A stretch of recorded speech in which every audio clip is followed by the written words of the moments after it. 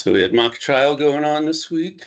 So who was involved? Who was on a team? Mount was Isaac's coach, and then Naomi is on the other team that made it to state. Yeah. And they had some the 18. Yeah, no, that's right. That's right.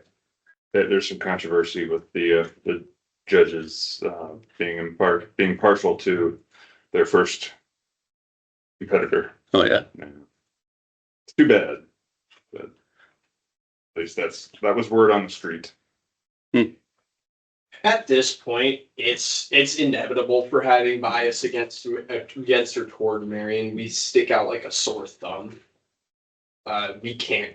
Our procedures completely different from everyone else's. We stick out like a sore thumb. I think it was that the judge previously coached the team. Yeah, we Coach actually Marion? had that issue before. You just We think think we Marion? still won the The trial. other team. The other team. Oh, really? Yeah, we still won it. Oh gosh, it was last year. It was, I don't remember exactly, but yeah, we determined that they were. It was 2 years ago. Sorry, we did determine that they did in fact coach the team that we went against, the presiding judge.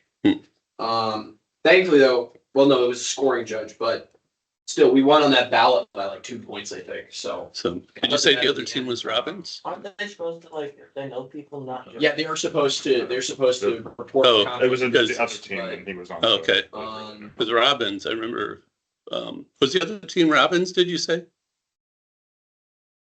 Well, it doesn't matter. I just was gonna say that, like when my kids were in, they lost to Robbins several times, and I told them I was disappointed because they said, well, next year our goal is to annihilate Robbins, to kill Robbins. Yeah, Robbins. I'm like, this is a Christian team, guys, but they wouldn't back off, and so next year they beat Robbins, and they still had this, blood in the water kind of mentality. And then Robbins said to them, "We've been to state several times.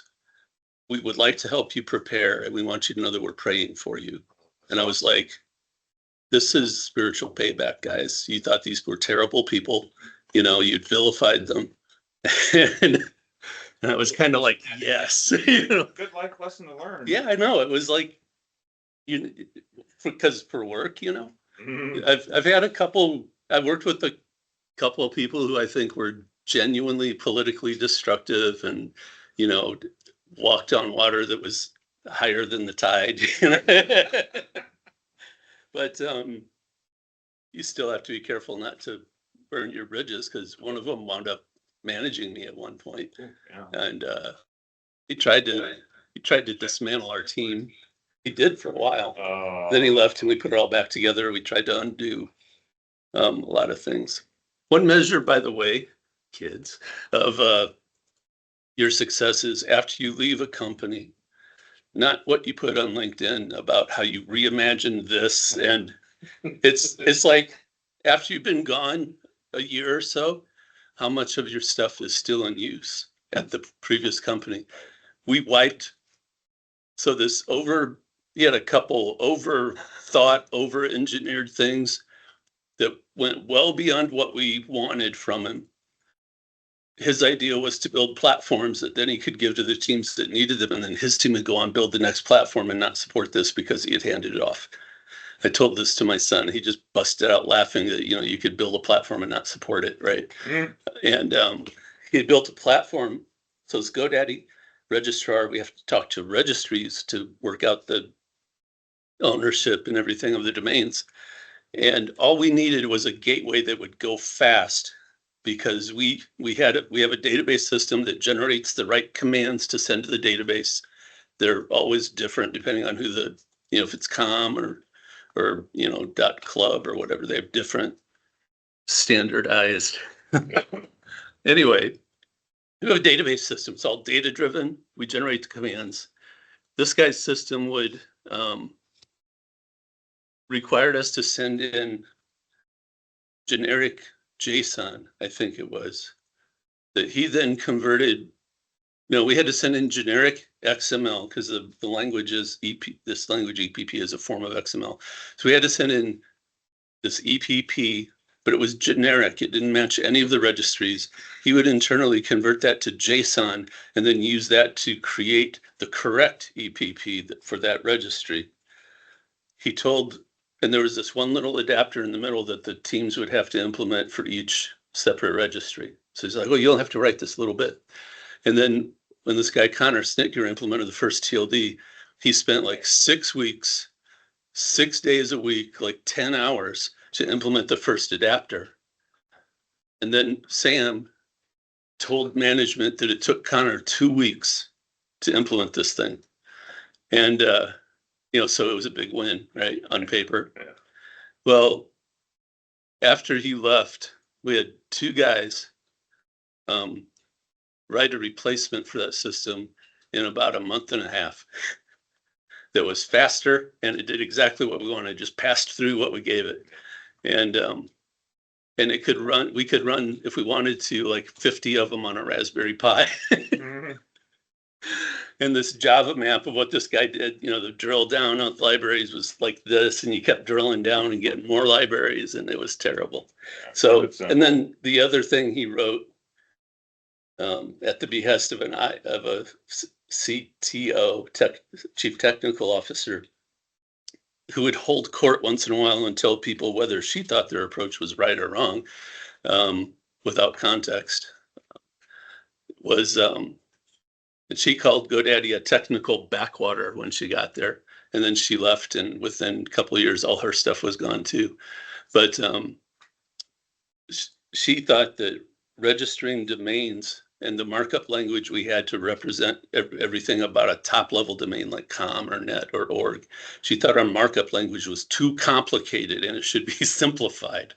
It's like, well, which part of a top level domain would you like us not to support?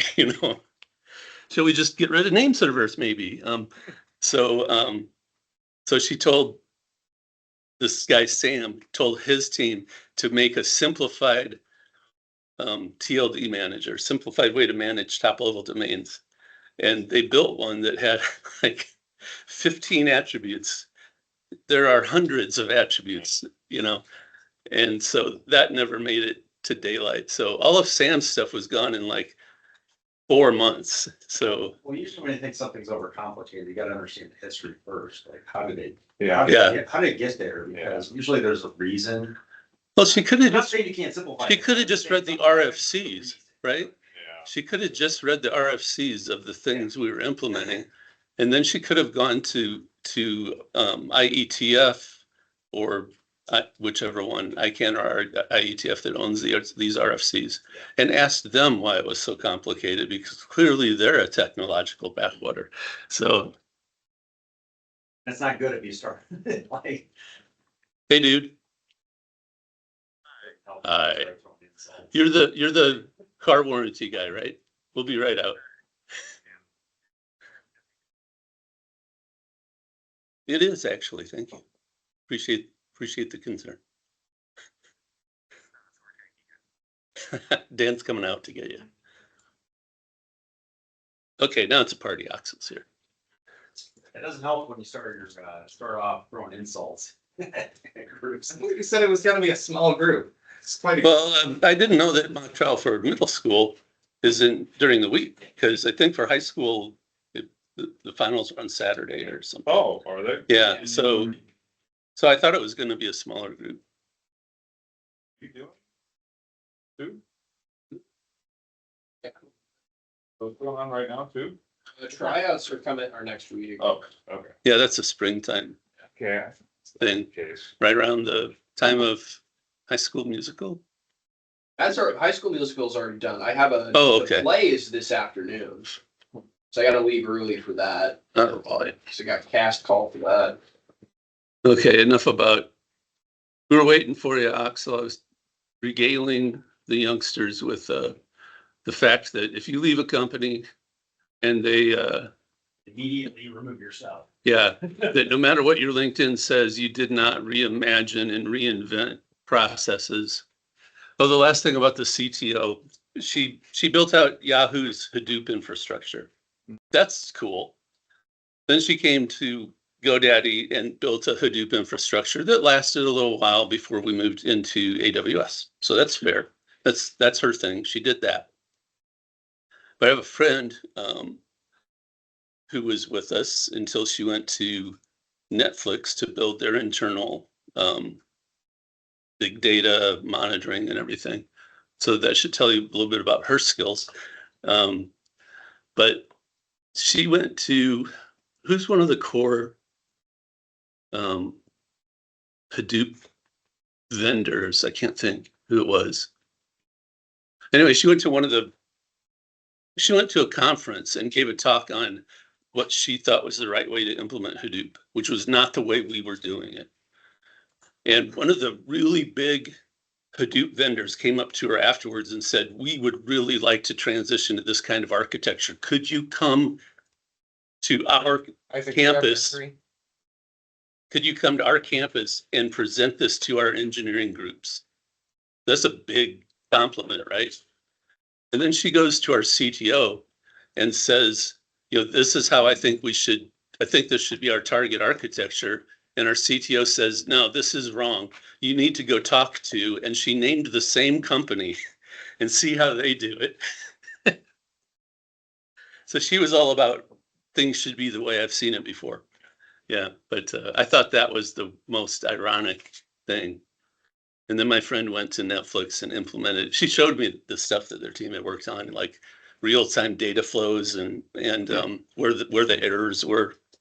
She showed me their national grid of where the data was going in real time. Netflix architecture. Yeah. So she was on the data team. I see you got a weasel prompts. Weasel. Yep. So that's what we're doing today, picking up where we were last week with thanks Chad for last week on PowerShell scripting. That was a very good session. So I think it would be in your best interest to use a local bash prompt today. I think everybody has either Weasel, WSL on Windows, or actual Linux. Is that true for everybody? It'll affect this. It'll probably affect the speed at which we can proceed speed. Does anyone not have a bash prompt? Local. I do. Because you got weasel. Yeah. Okay. All right. Because So we're okay. Because I'd like you to kind of just follow along with me, but if you get stuck, and you find yourself like way behind, hang on, let me get here. Sorry. Hello. You're all alive. So if you go to our repo, you can go to cdc2026.com and then click through to our GitHub repo.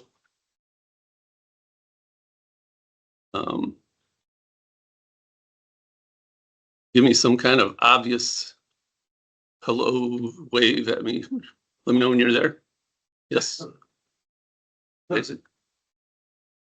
All right. Switch to the class notes branch up here. Class notes rolling branch. Yes. Ciao. Isaac. Okay, gotta let me know. Axel, I assume you're good. 2026 class notes rolling branch. It looks the same, but it's not the same. Oh, The branch. all right. Yeah, they're kind of not Axel's branch. But and then yeah, it does. Then click on the topics link and open up the folder called 1122 scripting. Okay, so in the repo, yep. You want to switch to the class notes rolling branch? I'm there. Yeah. Yeah. Sorry, I figured, yeah.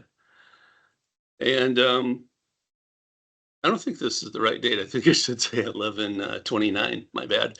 I'll fix that. But 11/22, because it has the stuff I was looking at last week, was going to look at last week. And if you pull up the short notes MD is for markdown, in case you don't know. If you pull up 1122 blah blah scripting bash short notes, you'll see in here some of the code that we'll be building. I want us to build it interactively, not just get the whole thing and dump it in there. But if you get stuck, or if you just can't type something right, you can come in here. And the reason it matters to have a local bash prompt is that you can paste into it. And if you're on Iowa State's platform, you can't. Okay, that's a huge difference. We are still regularly asking them to build something called a no, is it VPN? Yeah. We have the actually get it to work. They have Well, the VPN. They have it for the production network. Oh, gotcha. Yeah. But they don't have one for Ice Rink. They have one for Ice Age at the competition. It makes it much easier because you can paste into, like, you can run the VPN and connect and use it from PowerShell or the terminal. No.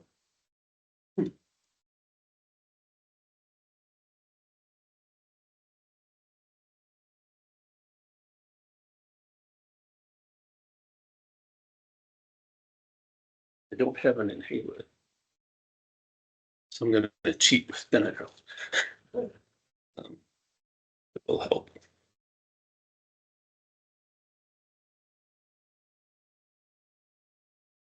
In several minutes. All right.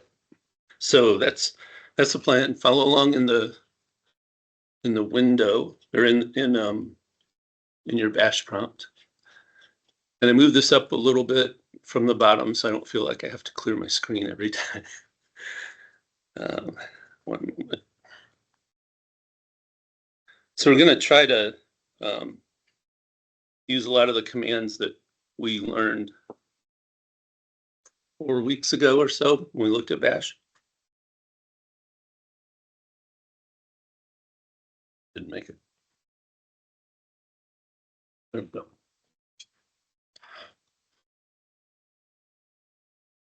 Oh, that's much better. You got to play up to the placebo or it won't work. So where did this go? Actually, shot the file, right?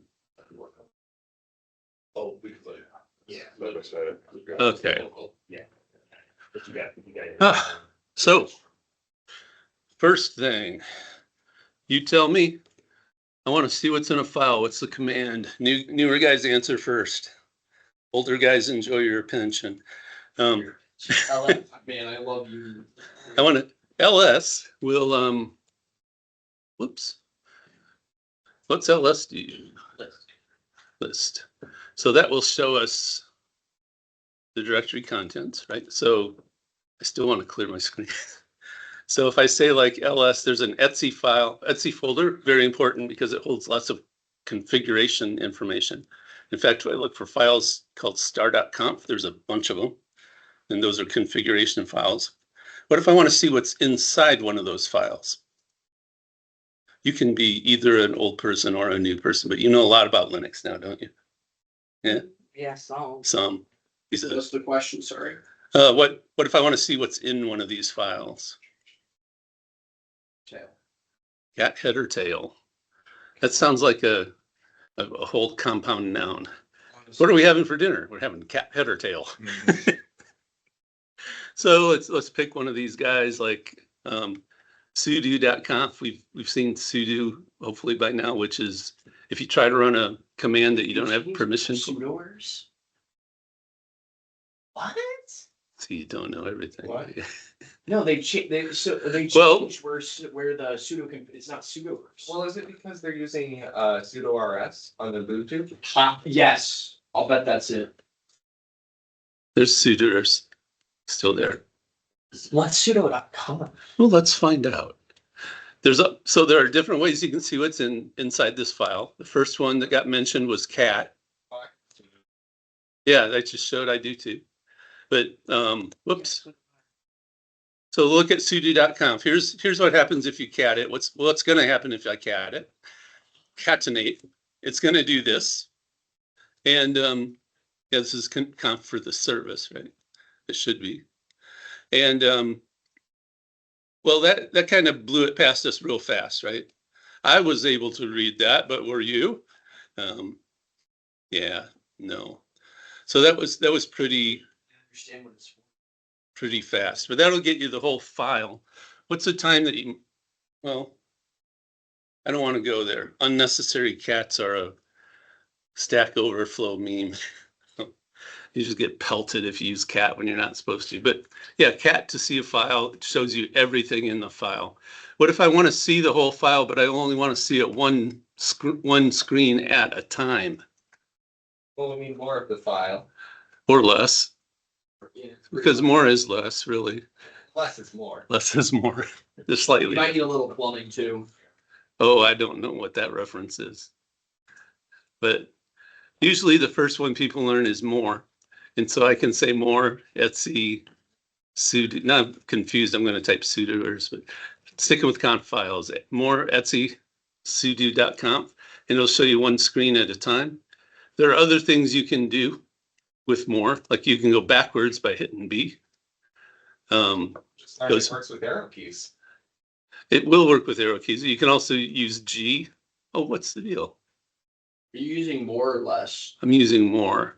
Do I have to use less? To bin command. Okay. bin inputs, yeah. Well, I Fine. Yes. usually try to redirect, usually try to have an alias that says that more is less, not less is more. So that if I type more, I get less. They're both pagers that'll do one screen at a time. So Etsy sudo.conf. And it looks like the same thing as more. Oh, there we go. So I'm not sure if this is the thing I was thinking of or not, because, okay, yeah, it is. So you can use G and capital G to go to the front and the end of the file. B goes backwards, F goes forward. So if you want to see a good man page, that would be a good one. Less has a little more flexibility, or you can use TLDR and you can look at less and it'll show you things like this. So this leads me. Not to derail too much. But Yeah. I've personally been enjoying using BAT or BATcat. Uh-huh.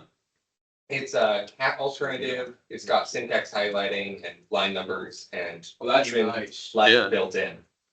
That Nice. is nice. Cool. So for learning how to script here, I've got this is really learning how to script or use the shell. I'm going to leave it like that. I'm going to build a little mind map that I'll give to you later. But I just went out. What did I just go out and look at when I had a question about less? So you got to keep up. Mine just keeps going in my Man, mind. I don't know. Aren't you paying attention? Right? I had a question about less. And I said, well, you could look at man or you could look at TLDR, right? So out here, if I learn how to script and I want information about what does a command do, I have some options. What are good options? If I want to know what a command does, you should have one easy one at your recent memory here. TLDR. So I'll put in here TLDR, right? What's something else? Oh, come on. What's something else you could use if you don't know what a command does? I'll give you like up to 4 here, because otherwise my mind map will look like my actual mind, shrapnel. But Come on, tell me, man. huh? Help. Help? Oh, dash help? Yeah. Yeah. Type something. I don't think you mentioned this, but info. That's good. You got the answer. Speak up and tell them. Man. That's a good one. Actually, so you said info, which you just mean the info command, right? Yeah.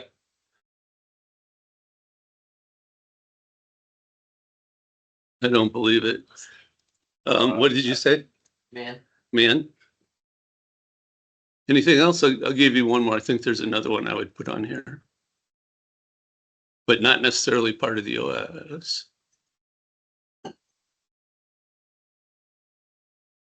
media. Well, I would put on here AI, right?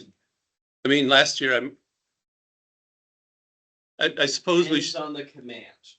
what's that? It depends on the command. It does, AI or, I don't know, Stack Stack, Overflow. for It, us- again, depends on the command. yeah, it does. Google search or any other. Internet. The GitHub page for the command. The README. Well, that's man, Yes and no. Again, depends on the command. yeah. You gotta love Linux. Yeah, well, let's go with, the heavy hitters. There you go. Cause yeah, there's vendor documentation, but Mm. in general, that's gonna be like the man page, Sometimes, yeah. in general. Hopefully, fingers crossed, the man Yeah. page has what you need. Why don't I know how to scroll this? That could be a problem. I just figured this out again. Like click and drag, is that what you're trying to do? Well, I am trying to click and drag and that's what Right. happens. Click. Oh, wait, is this? It's a selection tool. I don't want to select. Can.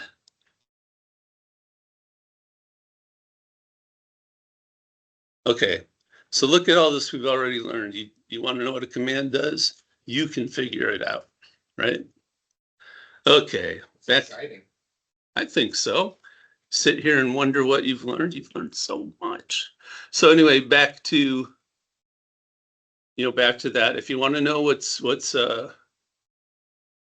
in a file, we had several. It was we had echo. We had cat, head, which can list the top how many ever, tail, less, more. Am I leaving something out? It's yeah, I'm gonna stick with the, we can, but I want to stick with the path that's so trodden it has no grass, yeah. And then we can help each other out later with the better ideas, which that one sounds cool. Bash cat, is that right? Bat cat. Oh, right, Cause it's, better cat, bat. Yeah. okay, so we got at least those. So suppose I want to see, like, for those conf files, right? Remember, there are a lot of them. And let's look again. Well, what if I want to know how many of them there are?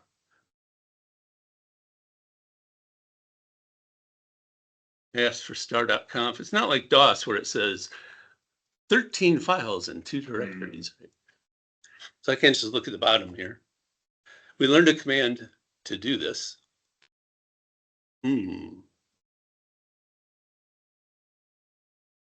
I guess this comes down to, Like WC. ooh, I'm looking at your cheat sheet. that's. So yeah, if I do this, and this is the sane way to do this, I'm going to pipe it to WC, which somebody found on the cheat sheet, and I get back 3 numbers. Do you remember what those numbers are? Any of them? I'm guessing It's like how much space it takes. it is, yes. And we got 3 numbers to explain it. We'll go up the seniority ladder to Kaizek. Do you remember what those 3 numbers are? Any of them? Not really, no. Well, the cool thing is that if we want to know what a command does, we got like 18 ways to do this. Somebody find out for me. What command? You don't count. WC. That's an ugly command.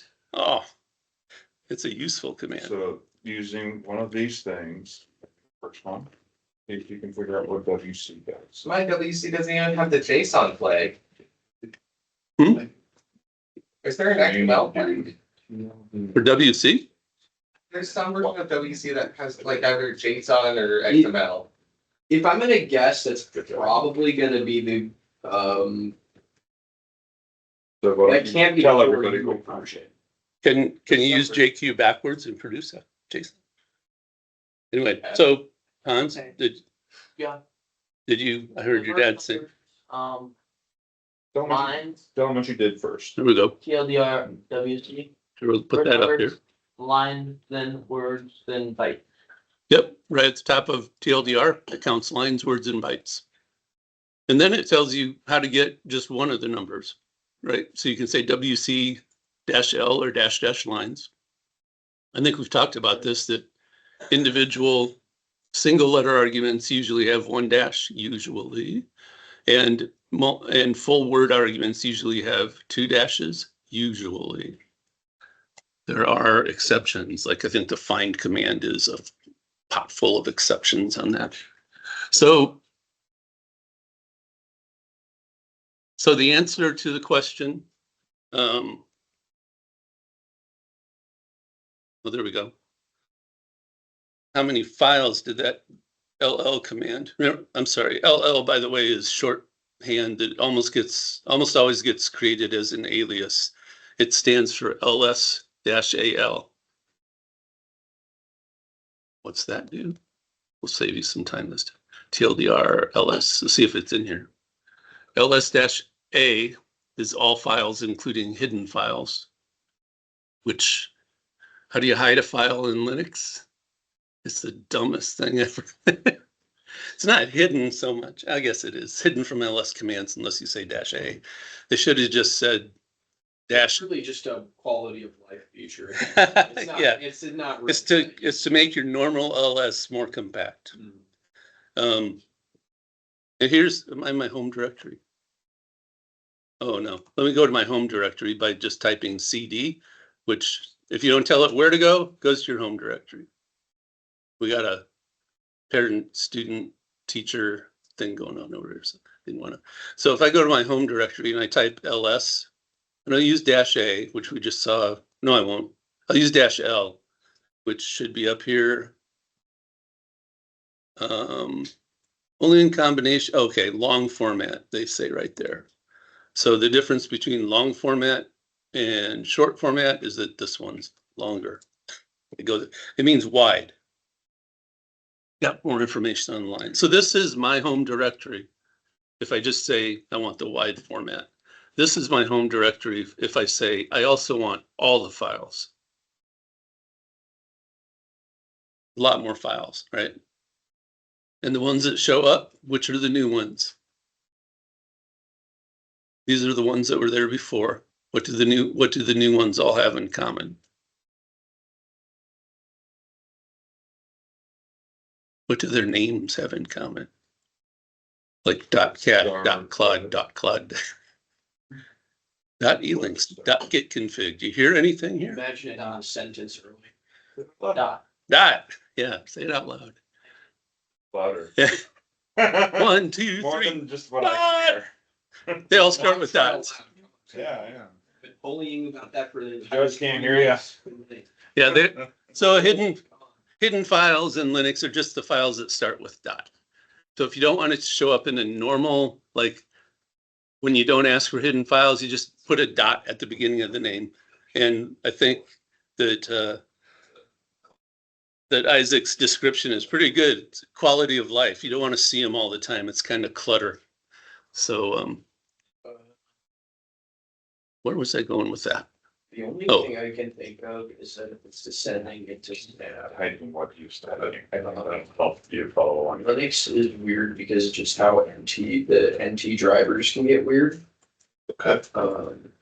Because it looked, but you got routed to the home Okay. directory, so it's X4 then. I'm going to go back to Etsy. That's a great question. I don't have the answer to that one. Okay. Is it a Linuxy question or what? Windowsy? It's a WSL question.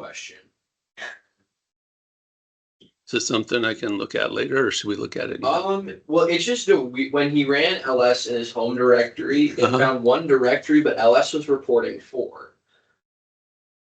I'm not very good at math, but last time I checked, 1 is in fact not equal to 4. So LS found 4. No, it could be equal to 3. Yeah. So tell me the exact commands that found 1 and 4. So I went CD to get home directory. Right. Then I did ls space -L. Right. And it said total 4, and then it showed, snap. Are you in PowerShell? No, I Okay. don't think so. Okay, so you did ls-l and you got 4 directories came out. It only showed 1. But if you do ls-l, there's no count. It shows, So ugly. Wow. So are you doing word count with those? am I doing what? Word count with those? WC? Is that how you're getting the number? No, Because ls shouldn't show a count. That's why. I don't mean to detail things. Yeah, we'll have to, let's look at that later. Maybe he's using. Oh, that, it doesn't really mean anything. It's not showing on here, but So run this command for me. If you do Okay. backup, but then you do $PS, 2 is usually what it is. But it can also be PS1. it's up. Yes, you may need to Okay. capitalize PS. Yeah, echo and then capital PS2. Yeah, so that particular character is usually the default for what's called your prompt string. Is what PS stands for. Okay. That's the way Bash kind of decides that. So if I were to do like, if I do PS1 equals, I guess I could just do. Yes. Now I can change my prompt just by doing that, That makes sense, just actually. by changing the PS flag. Okay. And is it okay if we, since you guys talk about prompts and stuff? Talking about the dollar sign at the time of command here. Also, So- we're looking at each other. I think that's kind of probably off topic for what we're doing. Just a tad. Yeah, let's, so I think we'll keep going. Anyway, so what was the answer? I can't remember. If we look at, let's see, $conf, we pass it to WC -- lines, which was -- li tab, because I couldn't remember if it was line or lines. 31 of them, right? That's a bunch. So we know that we can take one of those, right? And we can do something like use head. Yeah, type in anything you can. It does help to do and to hear.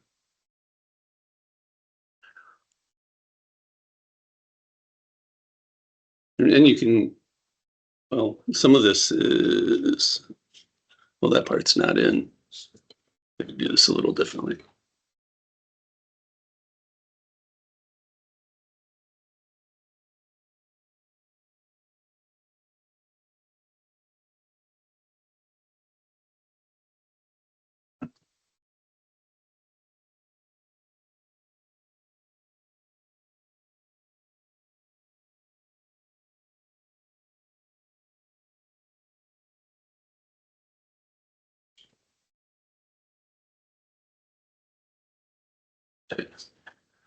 Oh yeah, you might not get 31.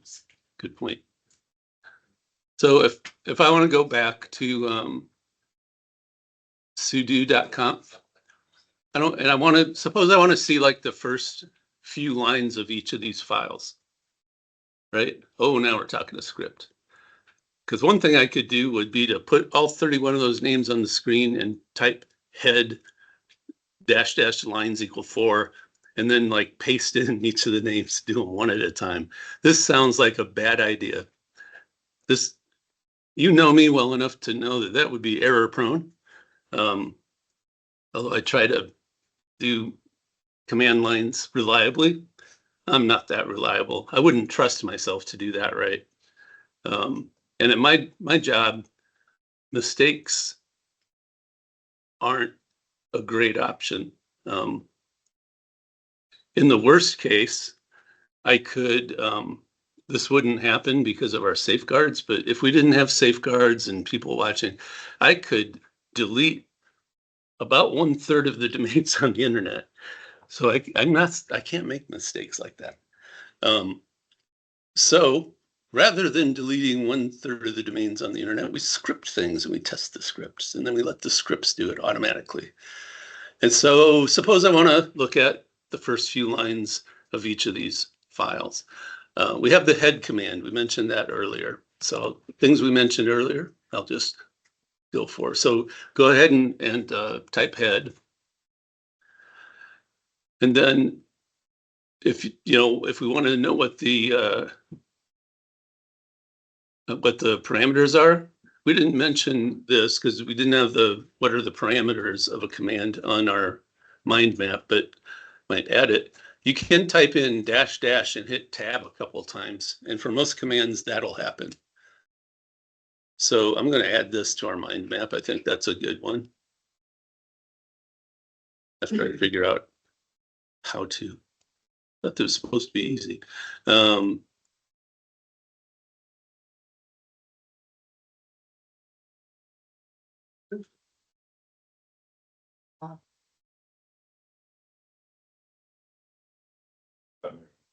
You muted. Get that. I just no. Oops. So I didn't think this would be the hard part. Select idea, click Just to. Oh, because we press enter to add branch directly below, or tab to add one horizontally. What's the command you typed in? I typed in head and then a space and --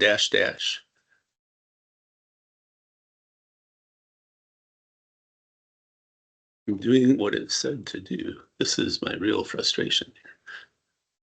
Oh, I hit it said to press enter or tab. I hit escape. Details. Yeah. So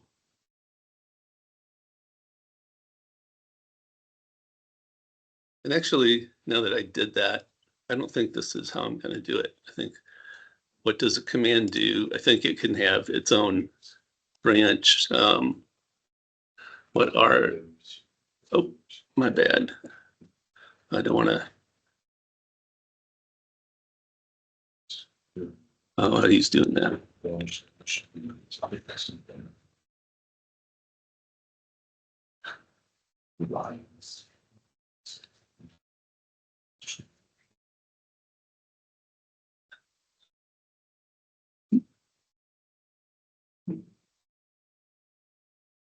I'm going to put some tags in there. -- tab separated by tags, but I want to spell it out. Okay, so -- tab. Bless you. By parameters, you need like options. Yep. Yeah, exactly. To drag around, can you right click and drag? Some of them are like that. Okay. No. All right, so that took a little while. Sorry. So for head, the one I want is lines. So I'll say -- lines equals 4, because that's what I got in the notes. And now, then I'll name this file again, Etsy. Sorry, cron, right? No, not cron. Sudo, right? Sudo.com. Hit enter.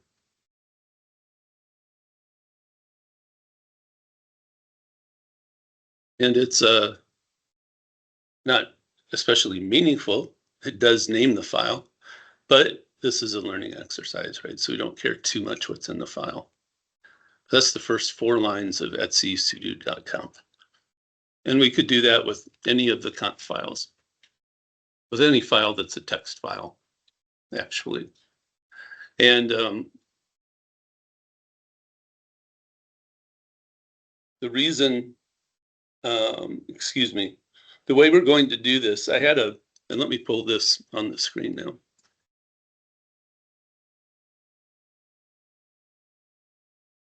There are different ways to do this. Why am I cat F?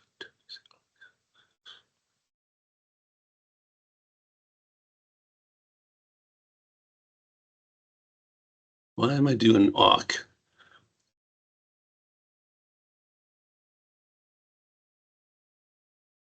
I don't think I need to do awk. Oh, I'm getting the number of lines in the file. Okay. Now awk is not a command we've talked about, right? So what does awk do? This is like the most common question, right? You see something in a script, you're like, what does that do? The other question is, what command will do X, right? That's the harder one usually. But what does awk do? So we'll look at TLDR. What's awk do? TLDR, take a look. TLDR is spelled TLDR. Do you know what awk does? No. So I don't see a typing. It's a programming language for working on files. It is. And having this for the TLDR file is like if I typed TLDR make an atomic bomb and it came back with 1 page of response, you'd be like, well, I think there's more to it than that. But this use right here, if you pass some text to awk and you say something like print $5, it's going to print the 5th thing on the line. That's useful. There are other ways to do this by using something called cut, and that works well sometimes, but this is a simple way to do this with awk. This is about 80% of how maybe more of how I see people use awk. For some people, this is all they know how to do with awk, is to pick out the nth column by saying print $n. And so when I say, and here I'm putting in a literal as well. And so I'm telling awk to print the literal lines, space. I have to put the space here because awk won't print what's in between the things I tell it to print. So it's going to print lines, space, and then the first column, because I'm telling word count to only print the lines, -L. So let's break this down, okay? The big thing is we need to understand this for loop, okay? And I'm looking at text files and we don't want to do that.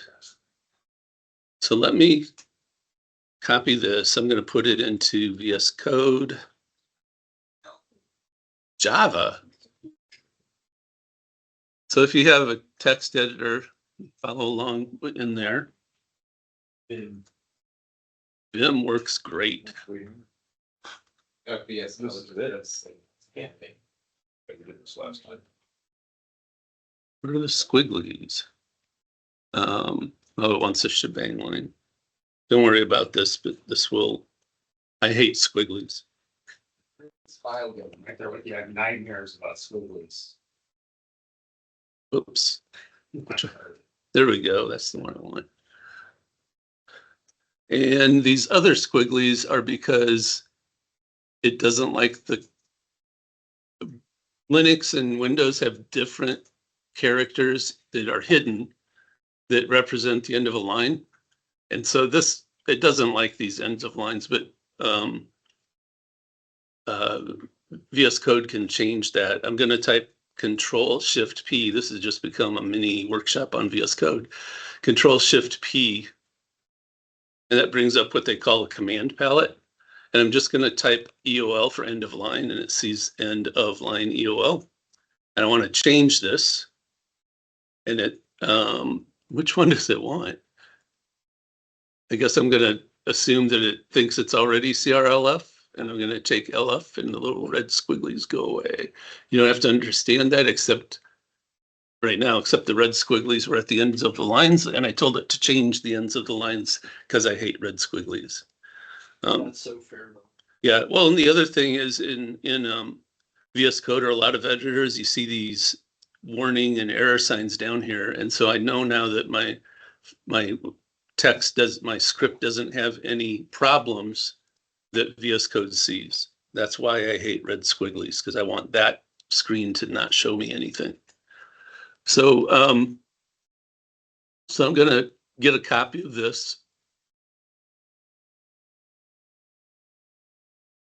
And I'll, where do I have fewer files? I guess it doesn't matter. We'll use all of them.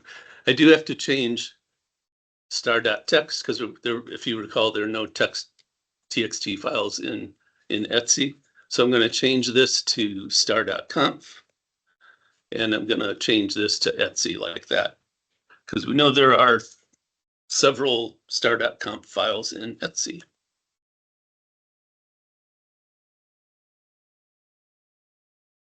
And what's going to happen here, you see the 4 keyword on line 3 and the done keyword on line 9. And the loop structure here is 4, and then there's stuff that you get to invent, and then a semicolon in the word do and done. Okay, and really the loop keywords are, I want to do something until I'm done with it. And the thing that decides when you're done is this 4 part.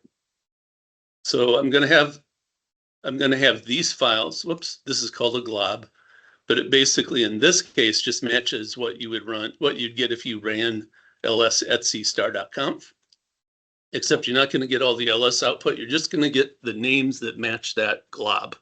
Okay, so you're going to get like sudo.conf like we saw, and all the other conf names just as a string. Okay, and what's going to happen is that each one's going to get stored in whatever variable I name right there for F. So I've chosen the variable name F to hold each of those file names. With me so far? Yes. Just like the variables from last night. All right. And so then I'm going to get to use them in the body of this loop. The first thing I'm going to do is echo. What's echo do? Go ahead. Echoes it out. Yeah, just takes it and pops it onto the screen for me. And so what I'm going to echo is file $f. $f is, by the way, this is a little confusing. If you go back and forth between PowerShell and Bash, you need to know this. In PowerShell, variables always have the $sign in front of them, unless you're naming the variable, but we'll worry about that later. They always have $sign in front of them. In Bash, when you create the variable, no $sign. When you use the variable, $sign. From the committee who wanted to confuse you. ANSI committee, that's what it is, the ANSI committee on confusion of developers. So yeah, so we create the variable as F, but we use it as $F. So here we're going to print the match we had to the glob. Now we're going to cat it. That's the wrong way to do that. That's okay. I'm going to leave it this way. And we're going to pass. But all we're doing is catting the name, right? We got the name in F. The correct way to do that be using the left arrow? No, it would be to put it over here Oh, as a file name. you're not supposed to use a type there? Well, no, that wouldn't, this is right. Because I don't want to, no, I'm catting. No, it would be to put it over there. No, because it's what Stack Overflow will call, if you go and look, it's a gratuitous use of cat or an unnecessary use of cat. So I could put the file name over here and I wouldn't need cat. And Couldn't you also use the left arrow? maybe, From file or whatever that was? yeah, but then you'd have the left arrow here, right? Yeah. Right, where you could just put the name of the file. So I don't know if it would work. Might try it out. Yeah. So we're gonna just get the contents of this file and we're gonna pass it to awk. And excuse me, and we're gonna pass it to word count and get the number of lines in the file. Then we're gonna pass that to awk. And I want you to see this bit just to demystify it because we're coding in Bash. So let me clear this. And let's say we're going to get every file name one at a time, right? So let's look at that first. So if I think it was for F in, and then it was the glob etsy star.conf. Is that right? Gotta check my work. I might delete all the domains on the internet. Okay, for F in Etsy /star.conf do, and then in here I can do whatever I want. So in this case, I'm just gonna say, I'm not gonna use F at all. I'm just gonna say, well, I've got to do something, what's 31 times or whatever, because I'm gonna get the glob back 31 times. And then I'm gonna say done. So let's just see if this, we're gonna build this, baby steps. So if I do this, I should get hello world 31 times. It's okay, 31. And Yeah.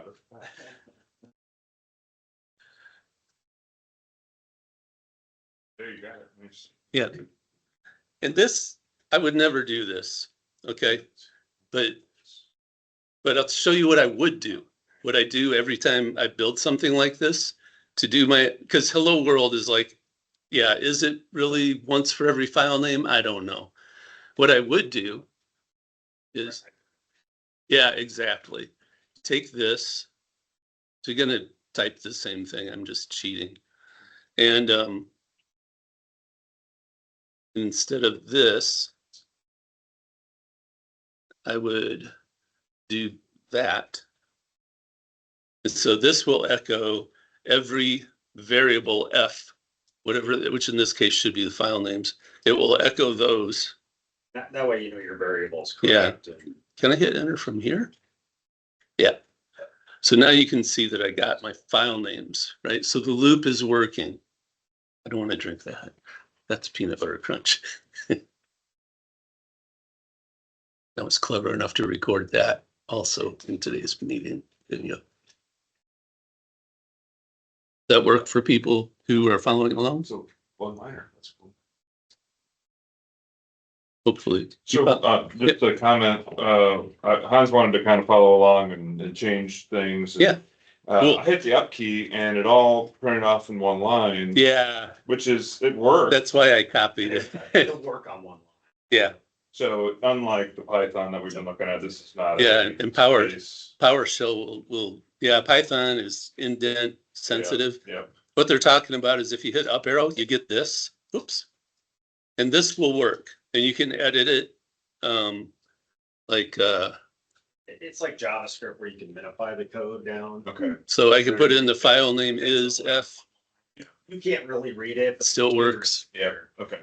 Also, about Bash, you're allowed, well, you're not prohibited from having two statements on one line, unlike Python, where Stack Overflow will get on your back quite quickly. Okay, so Yeah. you can run two different statements. But not like this. ls will try to find a file name ls and display it for you. Oh, sure. So you have to say Okay. ls semicolon ls and then we'll get it twice.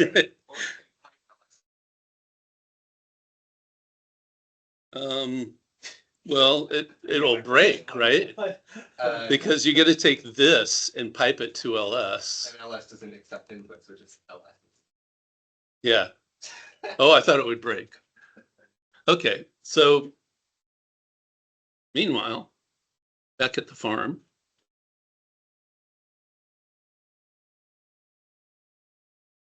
We've got, we know we've got the file names in our loop now, so that's good. And so this was actually the first piece of the loop, right? Except with the name, with it saying file. So I'll just add that in.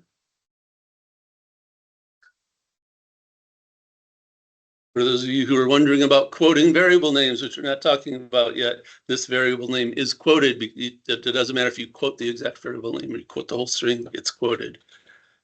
We're not going to talk about that today.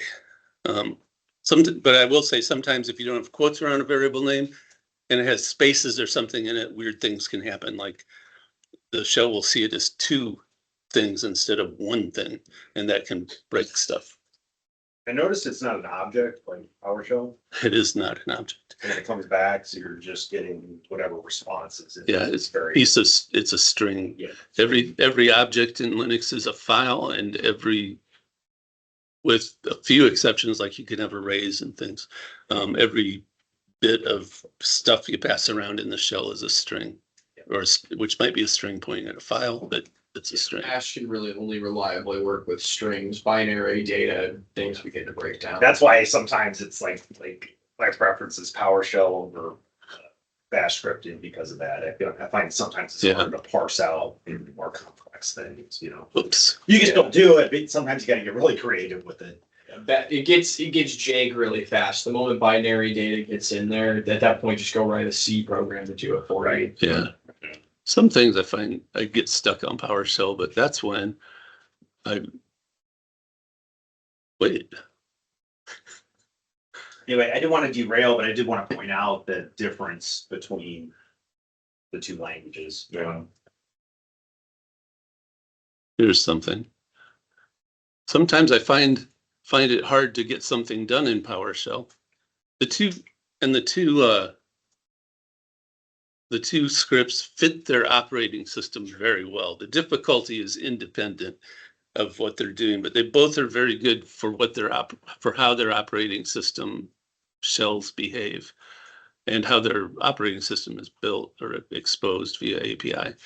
But sometimes I find something hard to do in PowerShell that I would know exactly how to do in Bash. A lot of times it's the other way around. But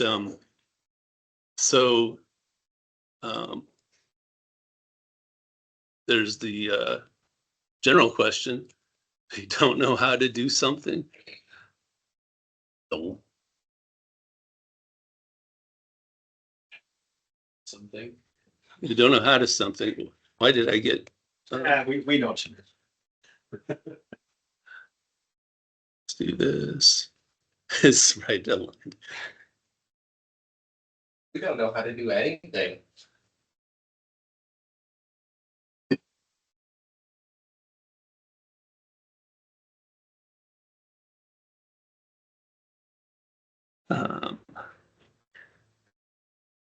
Oh, I have to like highlight all of this. Maybe. Control A. Okay. Everything. Yeah, Control A. Sorry, I get a little leery on the web. When you're on a web page, you're on some code and you type Control A, you get the whole web page. So Control A is short for select everything. Yes, exactly. So yeah, if you're on a if you're looking at something and you know what to do, but you can't translate it to the other shell. If you just stop, like you don't know how to do something in a shell, and that's probably what I should later. I'll maybe inject that in here as a previous thought bubble, right?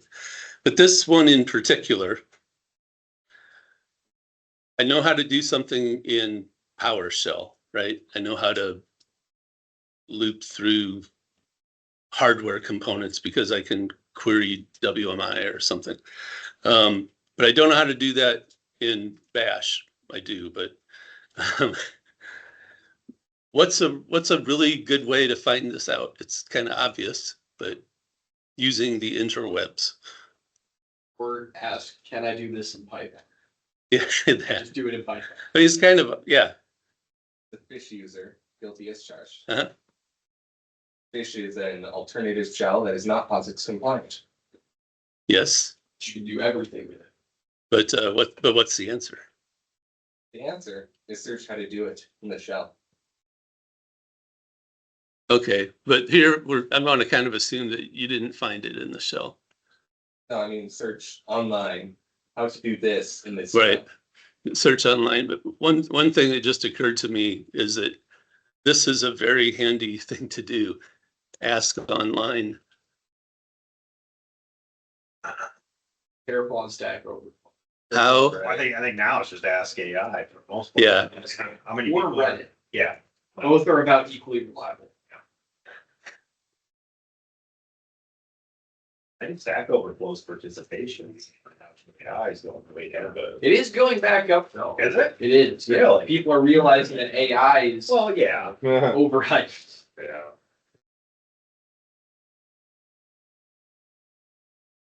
When you get into more complex situations. Which is what a lot of people are running into. Well, you have to converse with AI to get through And I've given it rules when I talked. That's not what I want. I can see it. Well, that's clear. Yeah, you gotta make sure you give AI context, full context. And oops, that's Couple not right cases either. too. Yeah. Anyway, this query, which I can't figure out how to enter right now. This is a good query, because sometimes you find out there isn't an exact, like you ask, what's a good example? Oh shoot, what's the equivalent of grep in PowerShell? And you find out right away that the closest thing you have is select string. And what you need to learn is how it's different, right? Because it doesn't do the same thing. And a lot of times if you use AI, it will, and use like the think deeper mode in Copilot, and the pro mode, I think, in Gemini. Because if you go to the research modes, you're going to get a thesis, Yeah. and it's not appropriate. It's not appropriate thesis material.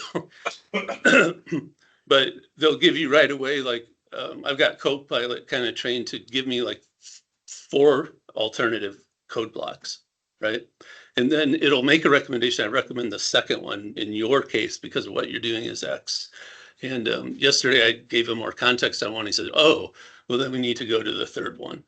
You know, so that kind of thing, it helps you learn. But you know, you're not just, we have to say, right, you're not just there to copy code, you're there to learn, right? And let it tell you things about the options it's giving you. And that's why I think it's better than Stack Overflow sometimes, because if you have this iterative like conversation with it, that's hard to do on Stack Overflow. And like You need people in time. yeah, you understand what I'm saying? Yeah. Like there is kind of that back and forth, but it's like it takes longer versus if you can just hammer away contextually with AI. And like Chris was giving a great example of like, hey, give me all these different options and kind of explain why contextually one's better than the other, depending on what I'm trying to So do. wait, Yeah. it's a homeschool crowd, so I have to do this. Or else Mr. Smashburger will. Well, actually, this may be a little bit, if this is dragging us off topic, that's fine, but just. I noticed that nobody seems to be asking a question that seems really obvious to me, probably because I'm not in programming. But when we, in that first line, 4F in etsy.com, it's defining that variable.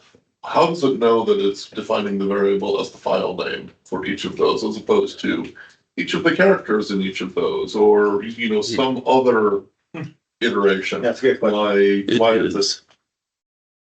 Because, Yeah, I don't know. yeah, because if you look in, Bash has a man page. I wonder if TLDR has a, it does. Cool. So in TLDR, they'll just tell you, right? But do they give list of files for variable and path to file 1, path to file 2? They're not using globs though, which is what I'm doing.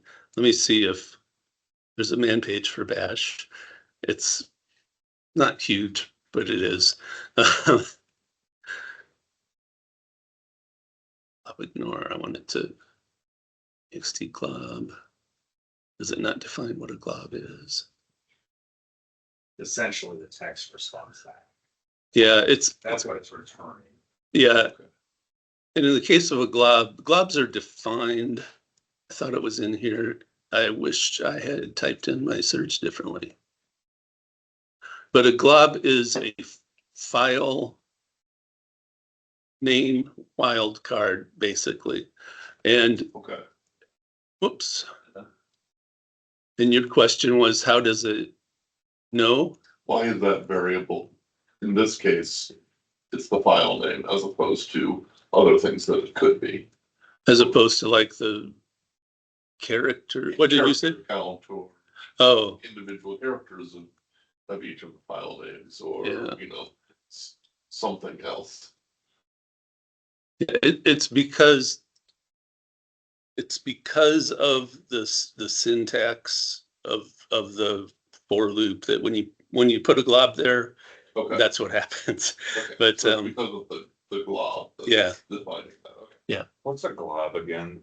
it's a, that's, I was trying to find the definition, but, They still don't have wild card. there's no glob. So if you just did the 4 F and Etsy. Oh, I'm thinking of LS. It's gonna return everything in Etsy Yeah, and loop through it, but the Okay. difference with the glob is I can say, hey, give me everything in Etsy that's star.com or star. Whatever. No, It's like a like a- catch-all. it's like a well, it's like a filter basically. You can Yeah, get okay, yeah. a filter. Yeah. Oops.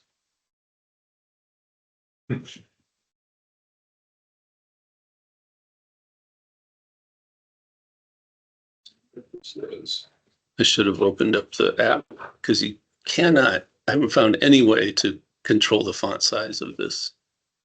I'm not sharing, am I? All this time later. We can see it there. You can't see it in the video, can you?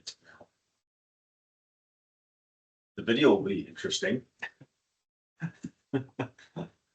Yes, it will. The glob is a pattern used by the shell to match file names. So I guess that's just what the definition of a glob. Okay. And then the,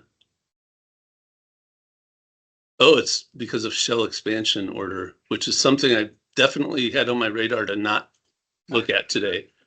But there's this thing in the shell called expansion. And it's, the reason I didn't want to look at it isn't because it's impossible to understand or anything. It's just hard to understand at first. This one. Because you can do things like,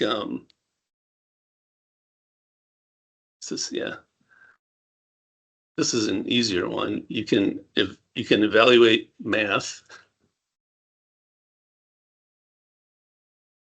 That's arithmetic expansion. Okay.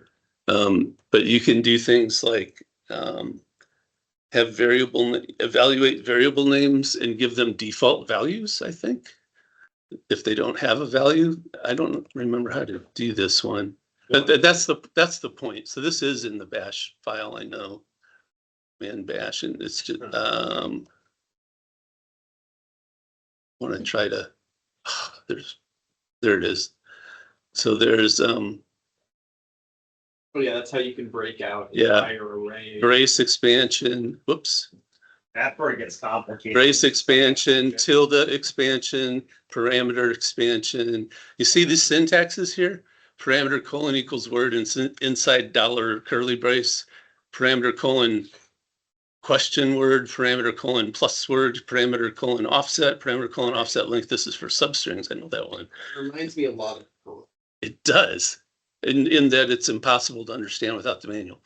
Exactly. It's one of those, it's where you write it once and you never touch that code again. Yeah, and I always have to look up, like there's, I just went past one.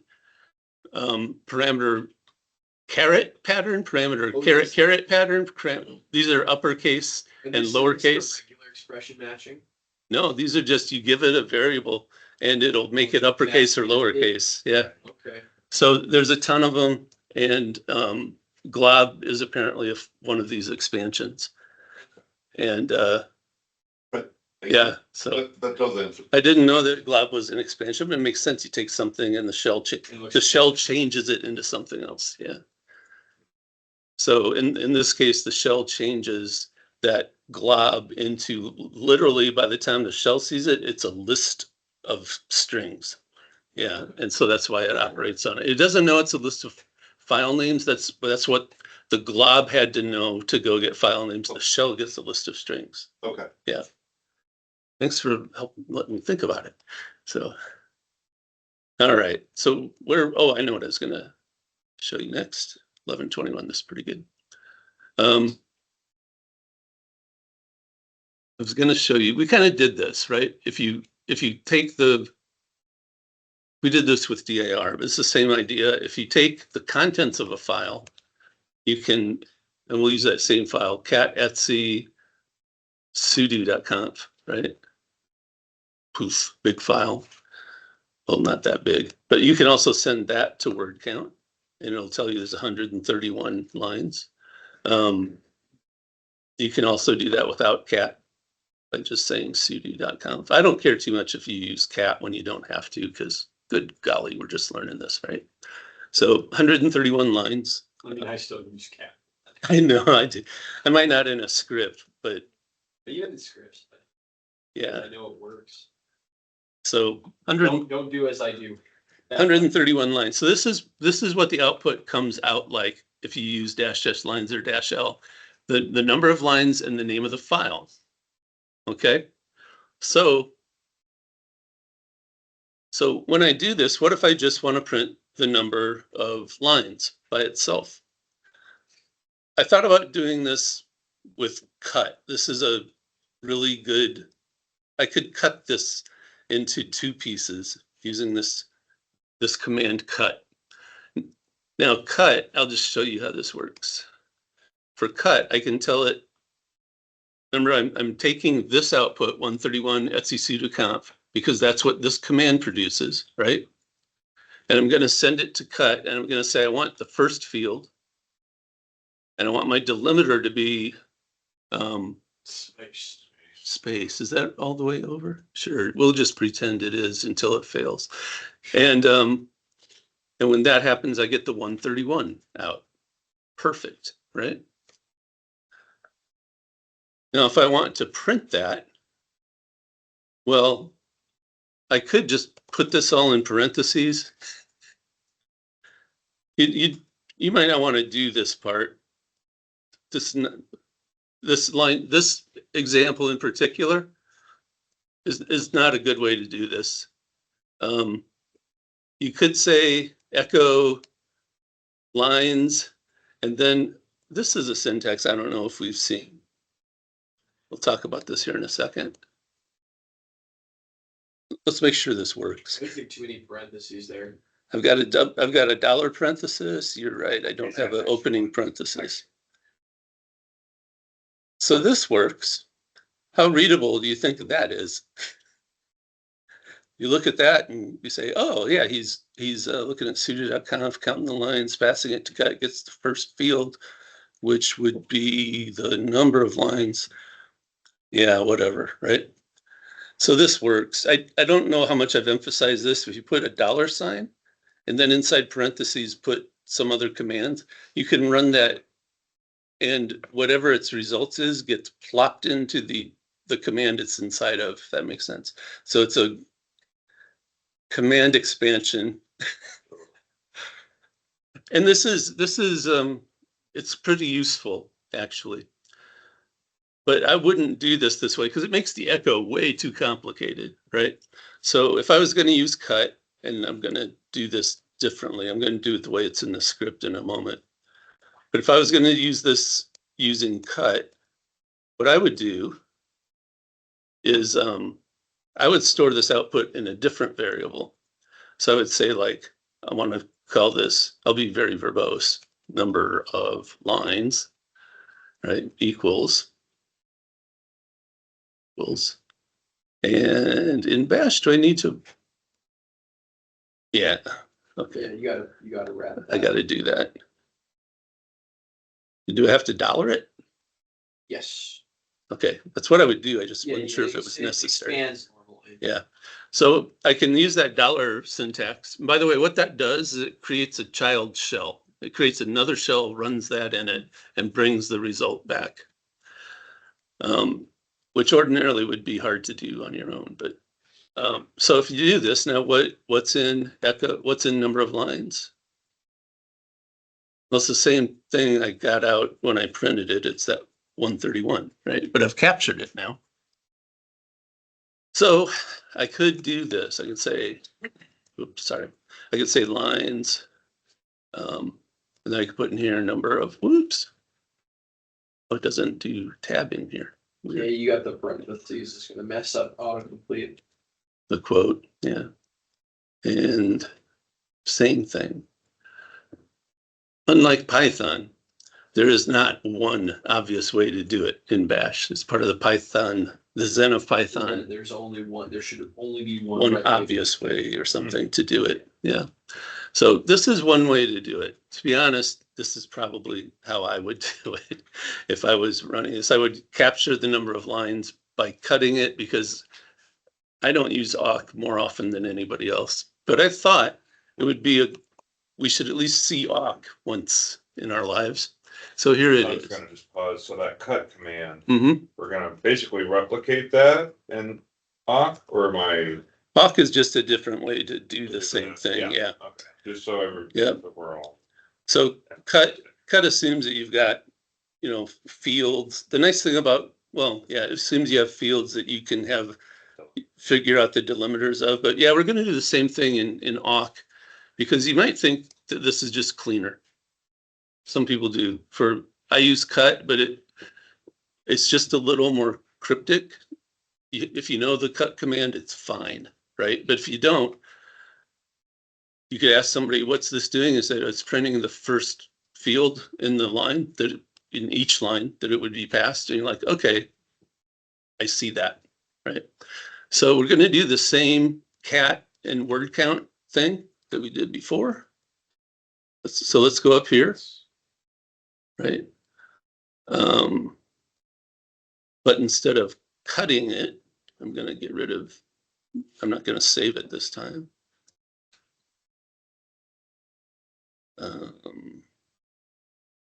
Keys.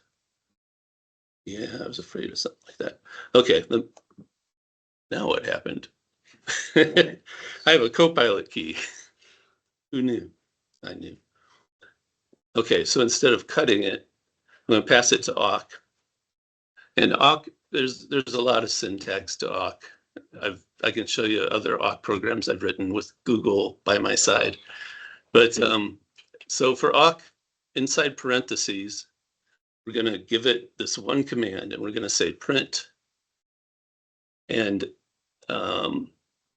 just right. Yeah, how often do I use awk? Yeah, that's right. So I'm going to say print the literal lines.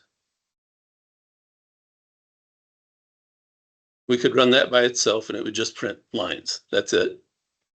This is feeling awkward. Yeah. But then after lines, we want it to print $1. We're going to get rid of the space just to the. Then do you have to, should we explain $1 about like? Yeah. I mean, He'll come back and add $2 in a minute. right. Yeah. I was also going to ask, for the sake of the new people, why would we want to wrap the awk program in single parentheses other than double parentheses? Not parentheses, quotes. Yep. I'm doing that because I want to use double parentheses inside. Do I have to use double parentheses inside? Well, Double so quotes, sorry. It's weird. So we just got to talking about Bash expansion.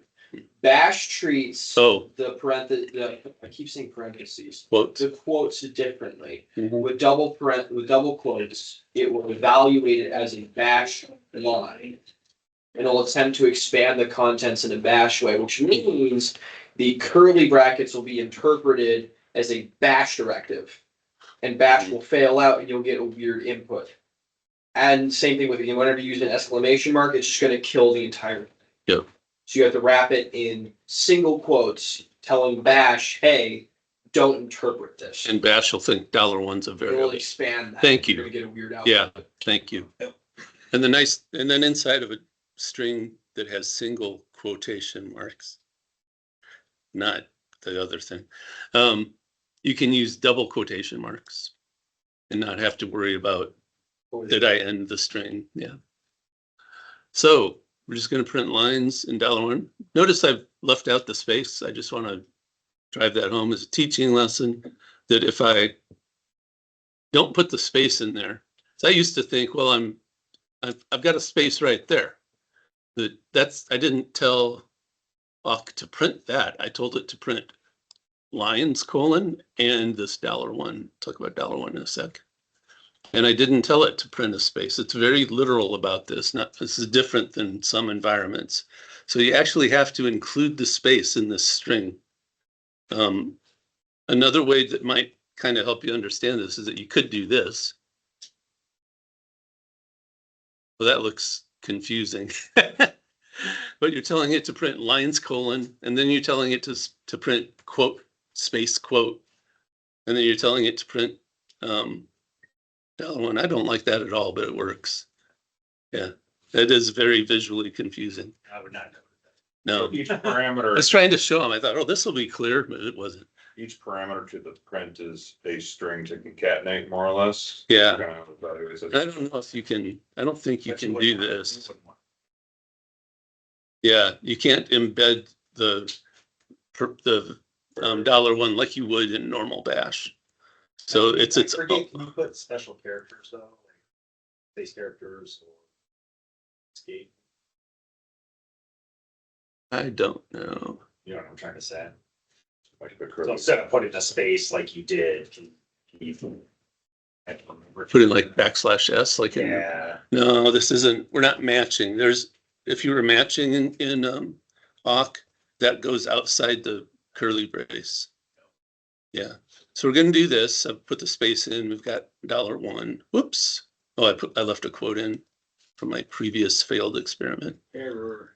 Yep, so that prints lines 131. Now $1, as we said, means print the first field, and field is kind of intuitive in that it means, oops, print the first thing on the line. The interesting thing here, though, is that, well, let's not do this. Let's say I want to echo, because this is effectively saying I'm going to echo 131 etsy sudo.conf, right? I'm going to echo that to awk. Not going to type all that.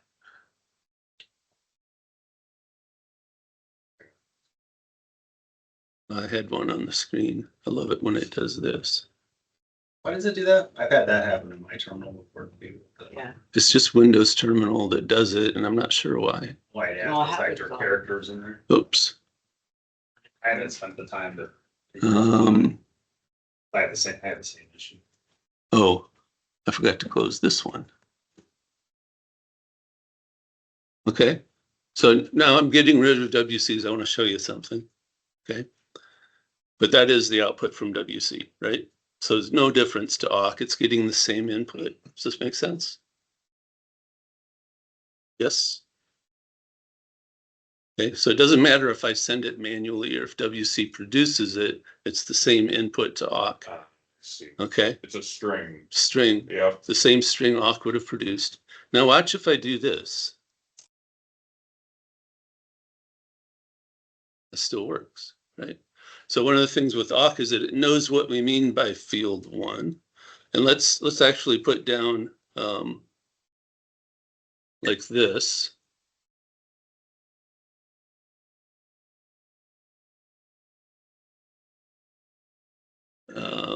I guess $2.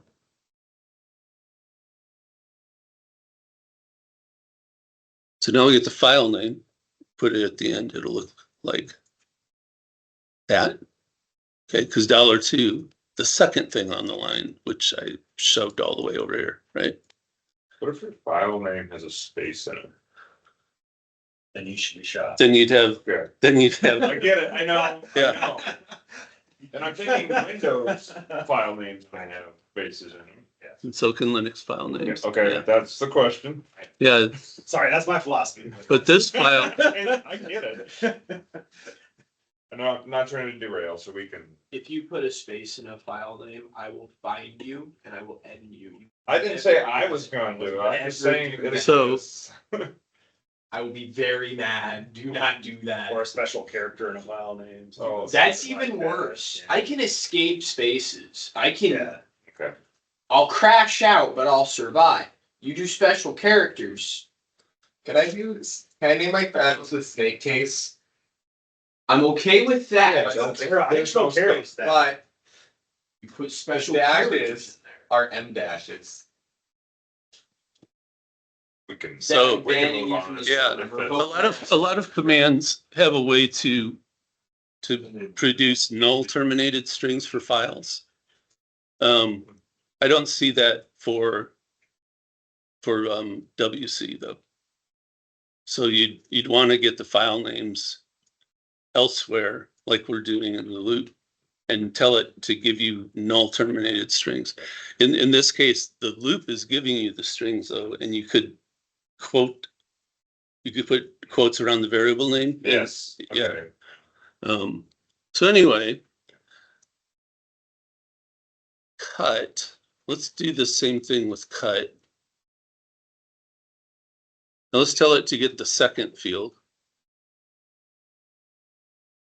So remember, if we say cut the first field and give it and there could be a space there. This is just old school me forgetting to put a space. And we say the delimiter is 1, we'll get out the 131. But if we tell it the delimiter is 2, we get out nothing. Okay? Because it sees, can I highlight that? There we go. It sees that it sees that as the delimiter, 1 space. So here's a reason awk is better than cut in this, you know. This is one reason people use awk instead. I can't remember if cat has a way to handle that or not. I think it does. So there's a squeeze blank, suppress repeated empty output lines. No, that's not it. So anyway, this is something you have to think about with cut. There's a command called TR where you can tell it to squish all the spaces out first. Yeah. Before Isaac leaves, Yeah. what we had on the schedule is that next week, we would have one of the students, present on an email. And that's what's on the schedule. I don't know if that's the reality of it. SMTPs. Well, I think when we look at email for where we are this year, that we'll probably talk a little bit about protocols. The technical side. Yeah, we can. But just a little. I think what we want to do is help them install something like Sentinel or Redmail or something that's a whole, here's your webmail interface, here's. What might be cool, if we want to do, or do you want to unpack just the abstraction of what email is, or do you want to dig into what the protocol does? Because there's a nice Python library that will let us implement an SMTP server that we can play around with if you'd like. So we have 2 weeks for this. So I'll leave it up to you guys. Because I'm open to either or. I've been wanting an excuse to play with an SMTP server. And this is the excuse time. Yeah. Well, I think we don't want to go I don't think we want to spend too much time away from working on the keyboard. Mm-hmm. So we want to, you see Dad shaking his head over here. So we want to be at the keyboard as much as possible, and we want to be looking mostly at things that are similar to what they'll do later in the year for competition-ish things. But having said that, in the past we've, I don't think we did it last year, but we've telnetted to an SMTP server to send mail from the president, stuff like that. It's hard to find an SMTP server to let us do that anymore. But you could set one up, right? Yeah, I could set up Postfix and we can walk through the protocol. Yeah. Because we can look at it with Wireshark, because by default Mhm. SMTP is unencrypted. Right. But then you have to also have a server that will accept it. And Postfix. And so that's why we would set up, Citadel has a butt ugly, webmail, and it's like rooms. It's like an old bulletin board system. But it's worked for us at the competition because they'll say things like, okay, now you need a webmail interface, and we just turn on the thing and poof, there it is. Yeah. But and then Redmail was really cool, but if you can find something like that. Wire together something in a virtual machine network. Yeah. And we could do that. But I'll say this: when we've tried to teach all the protocols and wiring them together, it was messy. basically infeasible for the team to be able to do that. Yeah, if And- we're yeah. not all fluent in Python, then going through the protocols is not going to be very practical. But I mean, in terms of if they say you need to build an email server, Oh, then you're set. You just use Postfix and just call it. well, if they say you need to build an email server that, it's been an immense time saver to build an all-in-one distribution from a package manager. So if we need to do it with competition, that's what we'll do. Yeah, So keep that in mind. yeah, I'll keep But- that in mind. But yeah, if we can do some Wireshark on, I guess SMTP is it in terms of maybe POP.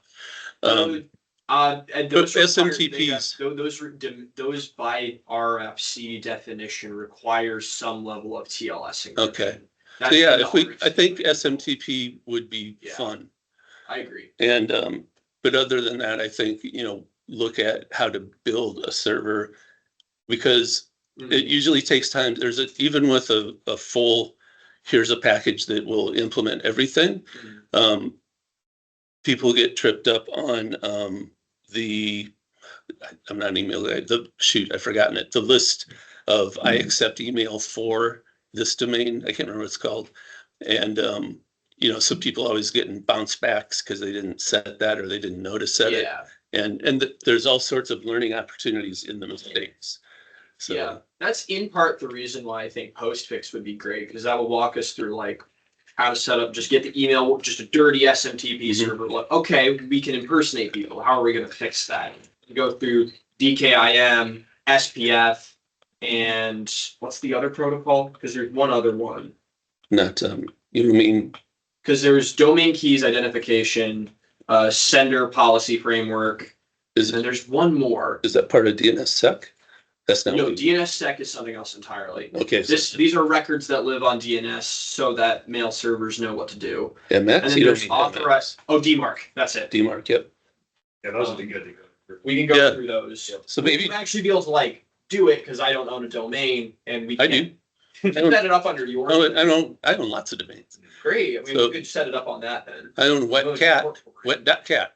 We- So how about a week like that and then a week installing a package? Sounds good. We'll do that. Thanks. Did you say wet? I'm gonna take off then. I got wet.cat, icky cat, Watch off for now. Have a good night. Bill the cat. Interesting, Chris. My son was learning Python and I thought he would like one of those domains to play with. So my youngest son. Yeah, setting up the security on those domains, I think would be good for these guys to Yeah, go through and see. the email security. Yeah, I figured it would be good to get that set before you left. Yeah. Yeah. Well, that's cool. I was gonna do something else and slide them back, but it works because 2 Saturdays would be the 13th and the 20th. So that works really well because then we'll take the next one off on the 27th, right? Okay. Yeah. And then in January, I was thinking we'd go back and talk about services. I need to listen to I still need to listen to 2 videos from when I wasn't here Unless you want me to be talking about things, because I was on the schedule for that week. for that week, but. Yeah. I've got a week I want to inject someplace and not too close to competition. I want a little lead because I want to look at Let system. you do the thing. Okay, I want to look at system cuddle, and how to make a service auto start and how to make it not auto start. But if we talked about all of that in the Linux week, then maybe we're okay. But I need to watch those 2 videos, the Linux weeks. There were 2 of them when I was in California. So we can talk about that. Figure it out. We got 2 weeks. Except you won't be here next week. So, all right. So anyway, back to awk. This is what awk does. Yeah, it'll just, and awk will, awk can take in any number of files. So we're just sending it 1 line of text, but you can send it in like, if you have a CSV, you can tell it that its line separator or its field separator is a comma, and then send the whole CSV and tell it you want fields 3, 7, 2, and 5, and it'll rearrange the file for you like that and spit it back out. So we're making diminutive use of awk, which again, is my MO. I use other things first. I'm a database guy. I don't, if I have data to rearrange, I'd go someplace else.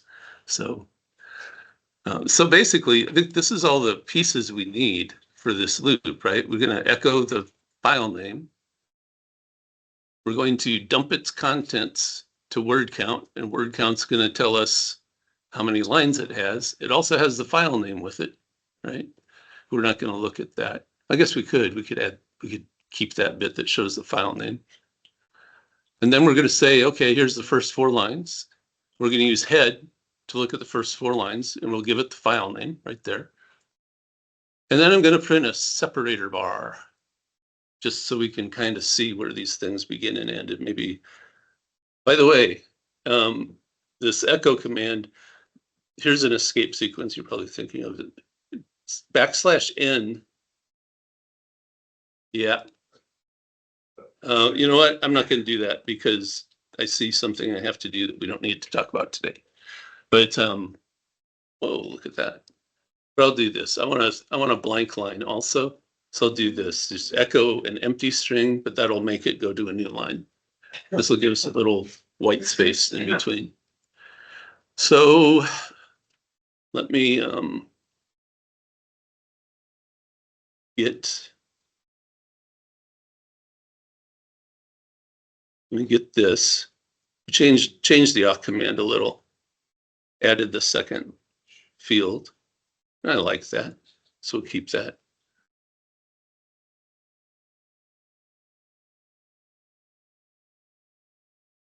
Yeah. I want more dashes, more cowbell.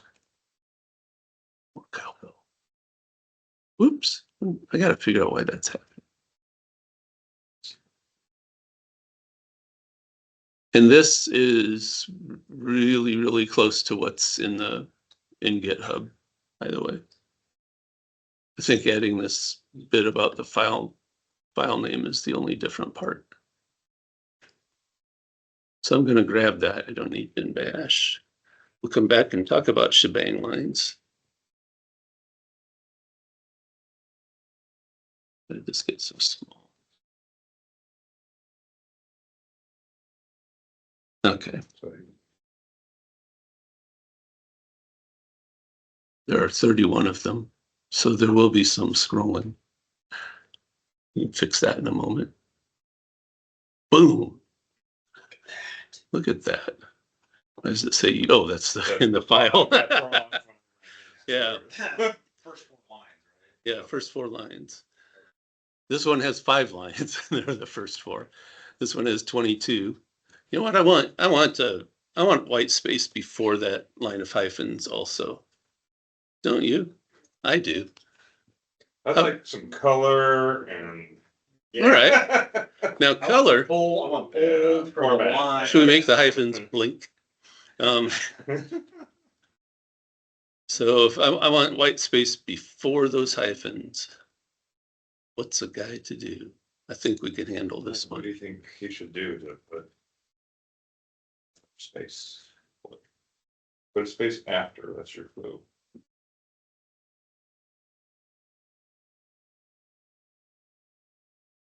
You guys see the on line 8, Kaiser? Yeah. He's trying to put a space before that. Put a space before. Yeah, so we're printing out each statement, right? The results, the echo commands, Right here.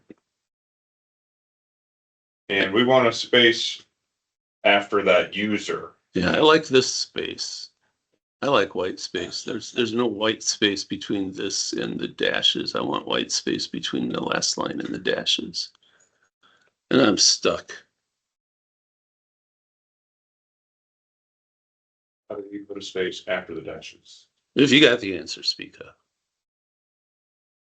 Young Daniel. Put another echo quote. See, you gotta speak up. You gotta say those things.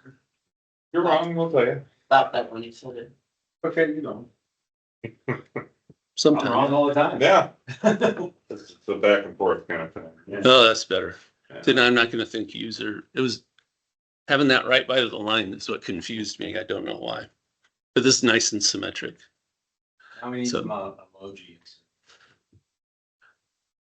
We had a hackathon at GoDaddy where some intern thought about the fact that we can sell domains in localized script. So in like the meaning like Thai, yeah, different languages.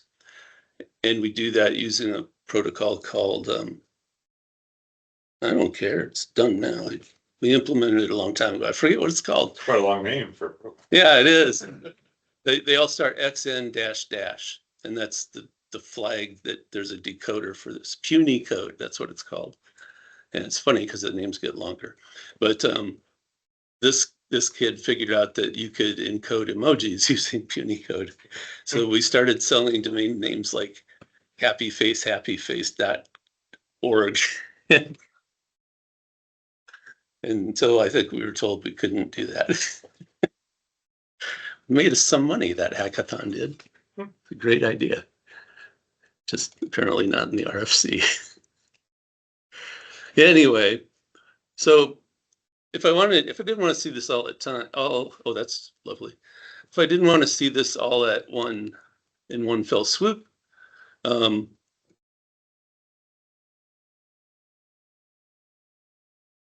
I didn't like the fact that all 31 of those went past at the same time. Did you? You probably read them all, young guys with fast eyes. Do you memorize it, guys? No, but no? I'm not disappointed in you at all because I don't think that was possible for a normal person. Yeah, there you go. Let's put you under hypnosis. We know that to view output like that, screen at a time, we can use more or less or Batcat. I don't know if I have Batcat installed. You don't need to install it. Thank you. Now I know that I don't. So the question is, can I do this to my little script? Can I do something like that to my little script? And if so, where would I put it?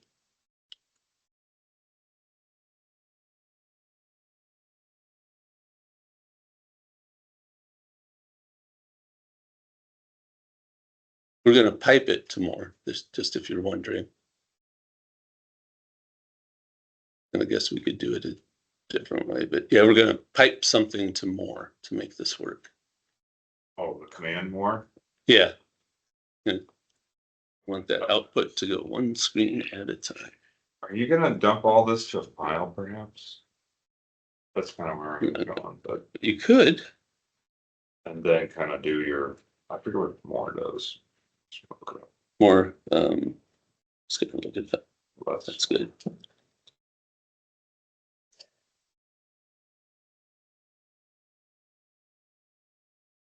Anybody have a guess? Chad? Sorry, with them. How do I make this output show up one screen at a time? One screen at a time? Yeah, like how do I paginate it with more?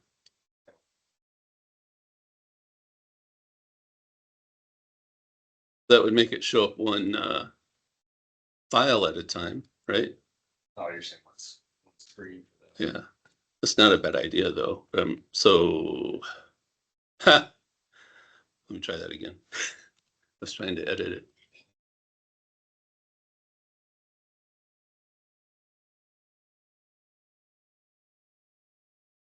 Let me edit over here. So there is a pause command, right? I thought there was. Um, There's a sleep or sleep. sleep. I think you mean read, because that Yeah. wait for enter. Yeah, there you So you're gonna have the user, okay, iterate the read more or less. Whoa. Oh, there's a.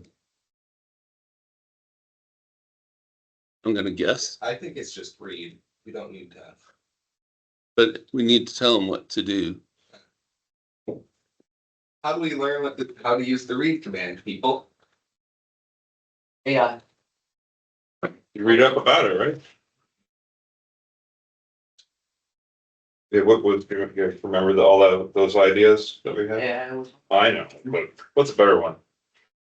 If you're not connecting to the internet and you just have a Linux terminal, Well, I'm a. What? What? AI look running looks like on your machine. Yeah, that's what I do.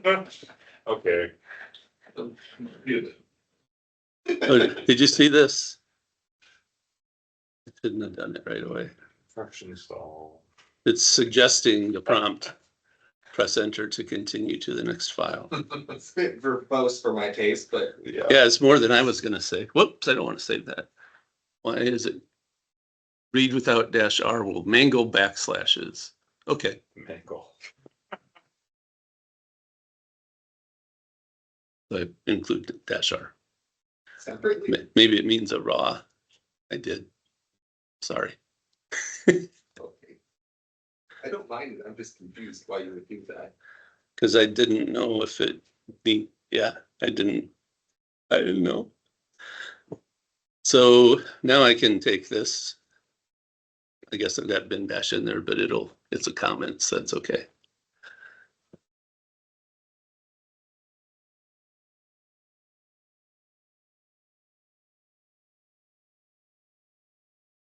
Five, You need 31 of these. 6, 7,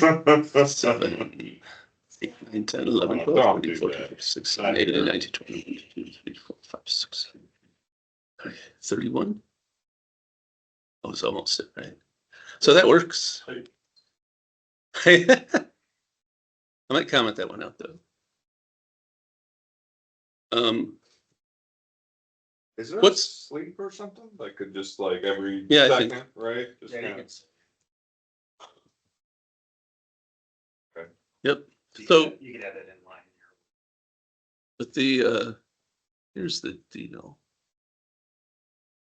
What produces this output? All that output, it's produced by the whole loop. Right? So Can you set that to a variable or pipe And it? Oh, that's what you're saying. right? The whole loop produces the output. So I can pipe the output of the whole loop to whatever I want. So I'll pipe it to more. 1, 2, 3, 4, 5, 6, 7, 8, 9, 10. That should be about it. That's probably the better way to do it. Oh, there's more. Well, if my screen would have been tall. So yeah, you can do something like that because the whole, you ask yourself what's creating the output. We know that if this was the right place to put a pause or a read in here, but in here you're creating one file's worth of output at a time. What's creating, you want to paginate the whole output, that's going to have to be where the whole output comes from. That's the loop. So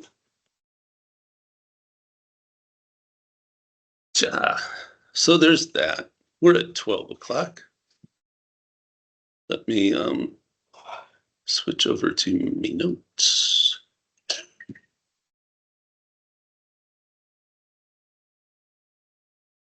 There we go. So I didn't even include cut as a way to do this. To do that, what I did with awk. Should You have. showed that. Hmm? You showed that. I did, but I wasn't sharing my screen. Oh. In my notes, I didn't put it in there. Oh yeah, you can also for your glob, you can like match multiple extensions by doing it this way. So I'm sure there's someplace on the internet that can teach you a bunch about globs, or you can just, go to your AI and say, I want to match all files that look like this with a single glob. Can I do that? And if it says no, I don't know if you remember the syntax, but you can say for F in, and you can say like this glob, that glob, and another glob, and it'll just put them all together, which is how LS works. Also, you can put multiple targets on one line. Let's see.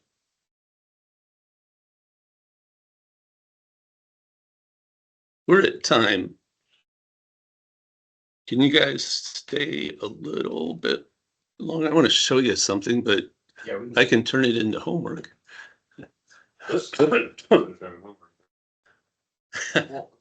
Saturday.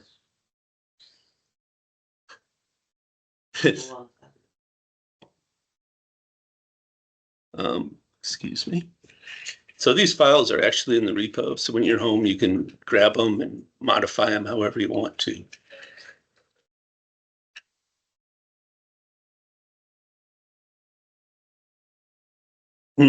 Excuse me.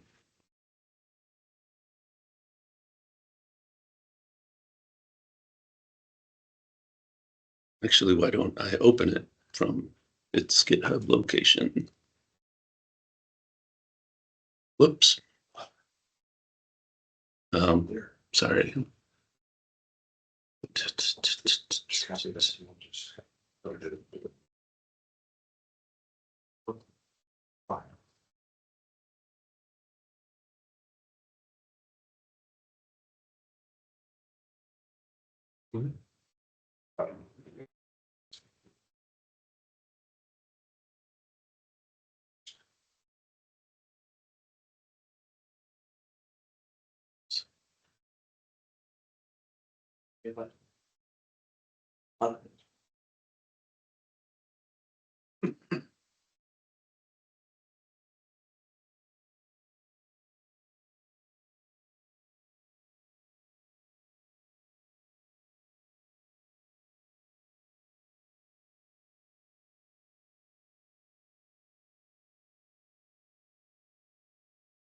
Okay.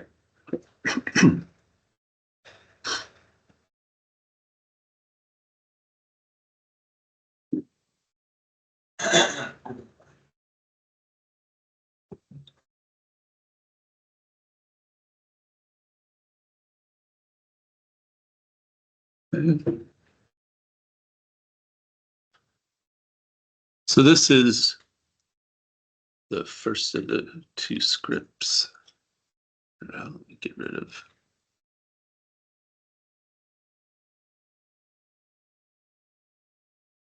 ITDL.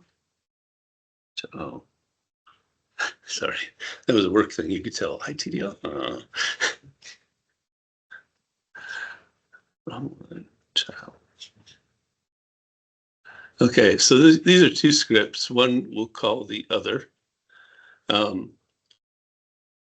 And you can see that here, where this one that's called runner.sh will, that it names this other script child.sh. We'll close this. So this one's going to do some stuff, and then it'll call child.sh, and child.sh will do some stuff. And what I want to show is that there's a difference. Sorry, I want to show how a child process, if one process launches another process, the first process can be called the parent, and the second one that gets launched is called the child. So if I look at PS, remember process status, and I see this now, I can see that I was running PS. That was, hang on, -F is the same as -A and LS, the ANSI Committee on Inconsistent Parameters. It means full, so it's going to show a wider version. So my command, my current command that was happening while this output was being created was PS-F, right? That's what I was running. And it was process ID 10181, and its parent process ID was 678, okay? 678 was my bash session, right? It was my terminal. Okay, so my terminal bash launched PS-EF. You can see that it was the parent, and this happened to be the process ID for PS, or yeah, for PS. So bash was the parent, PS was the child. Now, your processes, your sessions, have a lot of environment variables available to them. So for example, one of the most famous ones is dollar user. You don't have to set this one like we did with dollar file or whatever. It just sets this automatically. Okay. And there's also one called home. Haven't used tab because I don't memorize stuff. So echo dollar home will say, okay, your home folder is /home/Chris. There are a boatload of these things. That's why I'm not showing them all to you. Okay.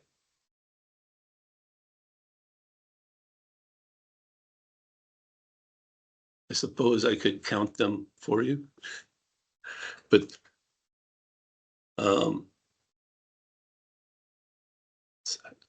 so in my environment, ENV, these are my environment variables.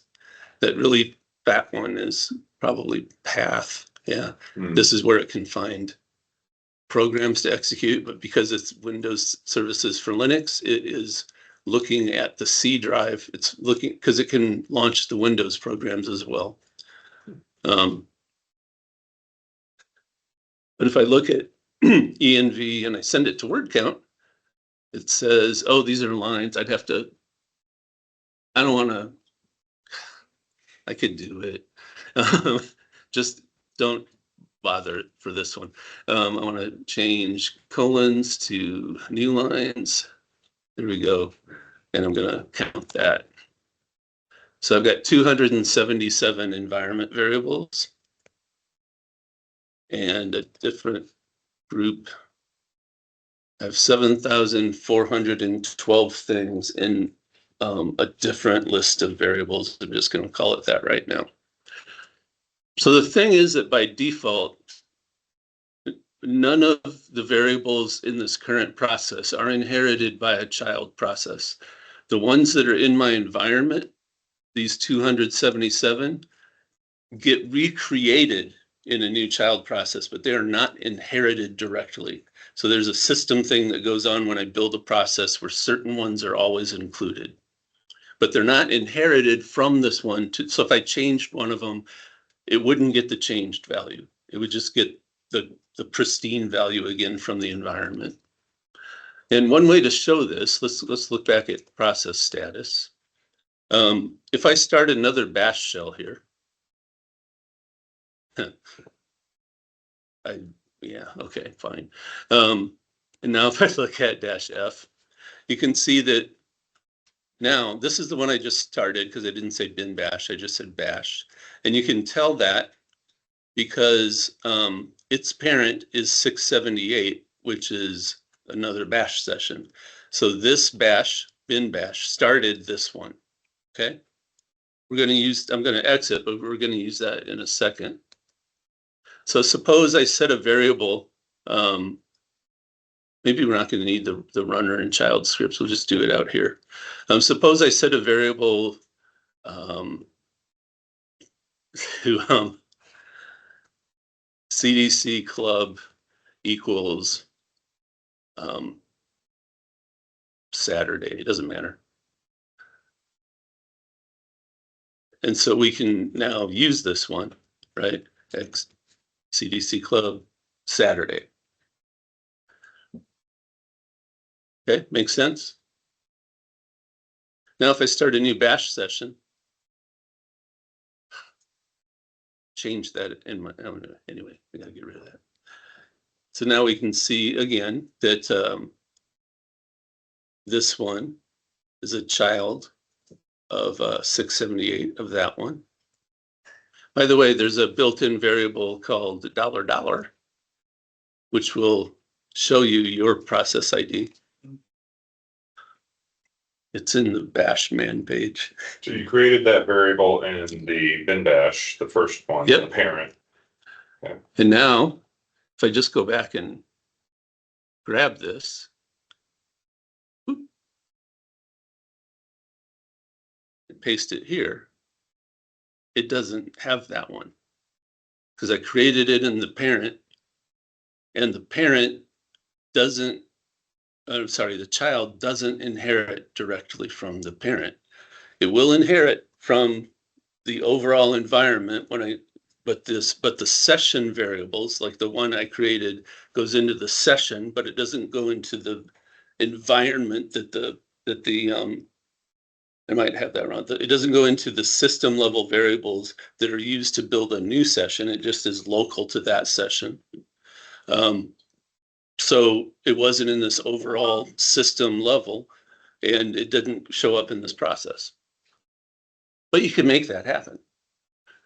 And so if I'm back in the original shell, where I can see this thing now, because it didn't go away. It was just local to, oh, I did the wrong thing. I did the right thing, but I was ahead of myself. Where I can see this now. Okay, I can see it again. Now I can make this show up in any child session by doing what I did accidentally here, by exporting this. This will export it to the environment that creates all the child shells. So it's not like at the system level for every shell on the computer, right? But it gets put into the environment level that's the parent of this shell. Or if you want to, the simpler way to think about it is you've exported it into the special space that if you make a new child, the child gets this too. It inherits this stuff, anything you've exported. So now that I've exported it, I'll do it again because this is where it should have gone in my narrative. If I export this now and I start a new shell, not a PowerShell, a bash shell, and I try the same thing, right? I echo this. Hold it. Did I export the right thing? Why ain't this working? Export CDC. Oh, hang on. I know what happened. It was kind of a typo. I did this. Remember I said you always use the $? And I kind of mentioned, except when you're naming the variable. So this is the same thing as saying export Saturday, because it'll resolve the value of the variable. One of the $signs there, it gives you the value of the variable. We don't have a variable named Saturday, so that didn't work. It should have been export CDC club. Okay, and once I do that, sorry, get the big blobby thing out of the way. Created a child right here. Yeah. I was going to see if he can access it. So now this is my shell. That shell is this guy, child of the first one, 678. You guys probably have that memorized by now. And if I look at CDC club, I have it in the child shell now. Okay.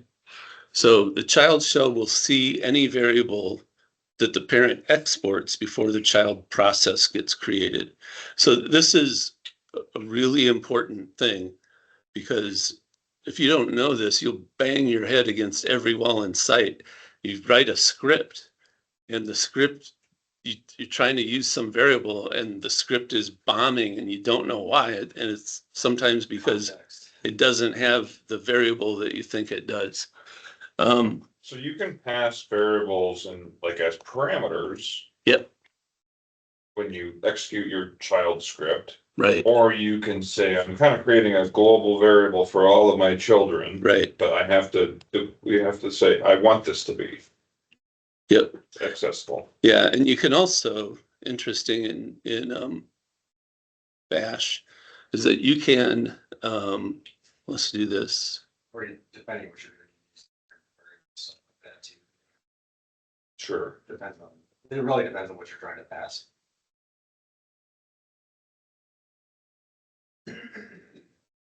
Or if you have just some static values you want to share globally, a lot of times the environment variables. Yeah. Better option. So here, It's passing that value through when you create the child. The child script. Is it, if you then change it from the original, will it then update to the child? You not, created it well, on Saturday. yeah. And passed it to the child. Right. If you went back to the original and said, oh, wait, let's do Friday, Will it update in the child? That's a good question. It will not. Okay, And if you update it in the child, it won't change in the parent. It just Okay. gets a copy of it. okay. Yeah. So if you wanted something that communicated back and forth, you'd do some sort of like environment.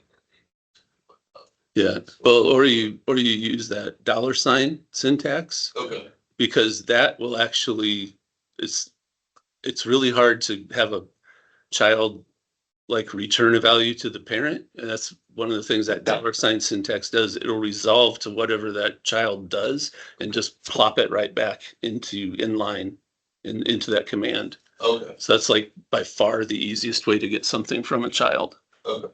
Yeah. Okay. So this is, I'm going to rename this. So this is just going to echo a variable, right? That's all it's going to do. The shebang line at the top says that if I don't tell you what to do with this, run it with bash, which is in the bin directory. So I'm going to call this print this variable .sh. Can't open the file for it. Okay, that's fine. Where did I put this? I put it in Etsy. Okay. But the name is misleading now. So temp print.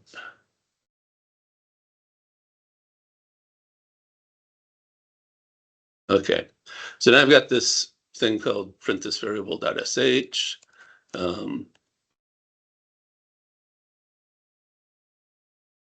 Needs to be executable. I need to change its mode to be executable. I'm going to stop at 12:30, no matter. Huge mod plus it. I was going to say, no matter how long it takes you to answer this question.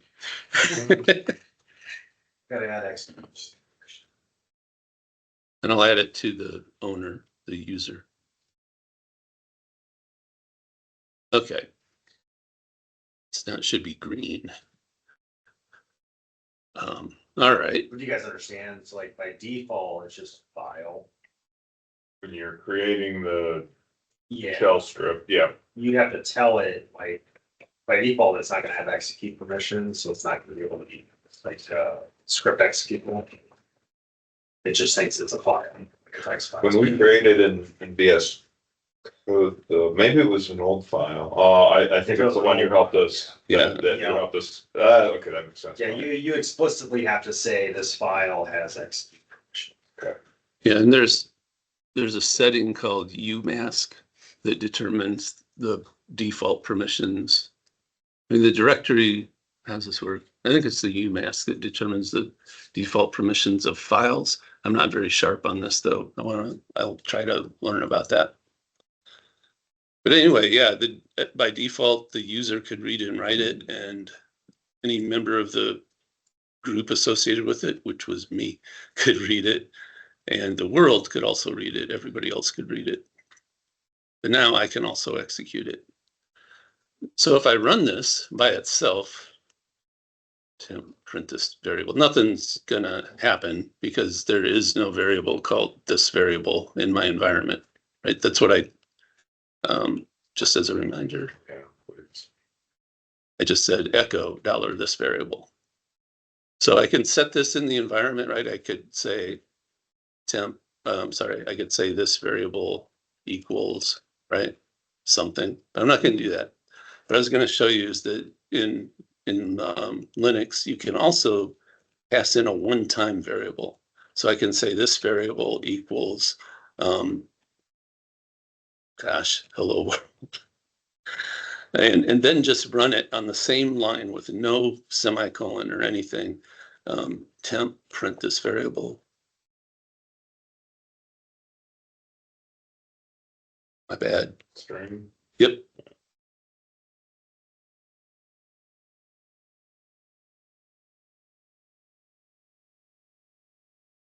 And so that sets it just for that process. And so if I look now and say, echo this variable, I can't tab it because it doesn't exist. It only existed in the subshell. And you had it afterwards too, isn't it? Go in this $sign too. Yep. good player. Yeah. Yeah. Yeah, and I don't know. First visit, like you shown before, first position, second Yeah. position. You can add like passing context after that. I don't know how to do that trick this way.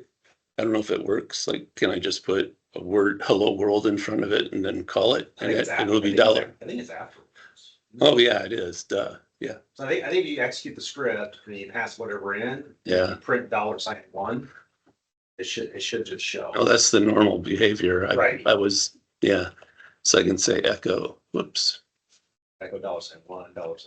Okay, that's what you're saying. Yeah. Yeah, so if you don't, It's not gonna render, it's not gonna come in as this variable, it's gonna be just No. I the just want to show you both. parameterized. Yeah. Yeah, and I can do both, right? So I could say this variable, and then I could over here say Goodbye world. First position. Yeah, goodbye. Yeah. by Fairfax. You probably have parentheses around that too, I think.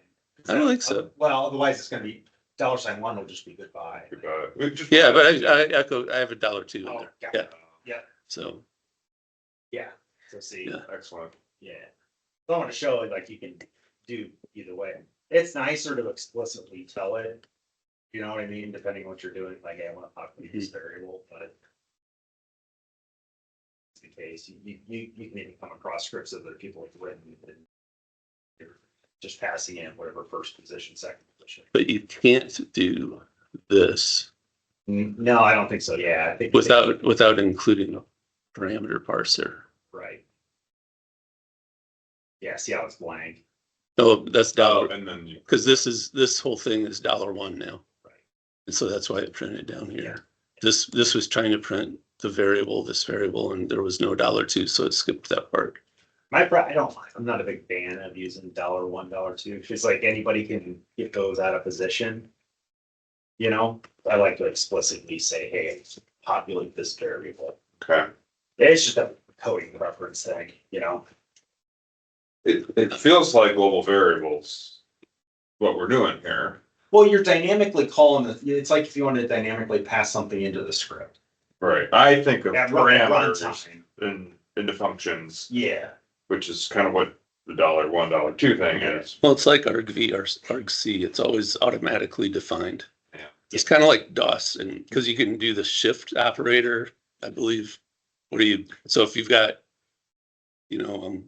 $103, so you can just say, okay, I've got $1 now, I want $2, but I'm gonna call it $1 or so. I think there's some way to, or maybe you get 1 through 9. I can't remember, but there's some way to get the next 10 and the next 10. I don't remember because I But- typically don't code that way. Like No, I very rarely, which I try to say, it's all $1, $2 because yeah, it's just not explicit enough for me. No. Yeah. This is my variable. You can also- Name. you can also print $0, which will be, let's get that.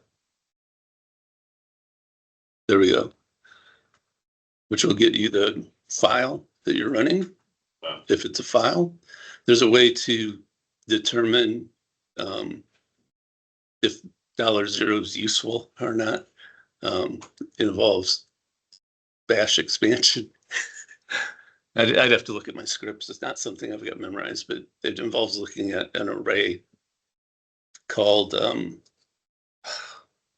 don't know, it's got bash in the name, and if you do this thing and if it returns something, then you know that you're in a file and you can use $0 to get the name of the file.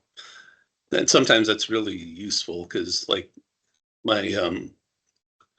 internally my scripts will say, I'm running this at the head, I'm running this script on this host.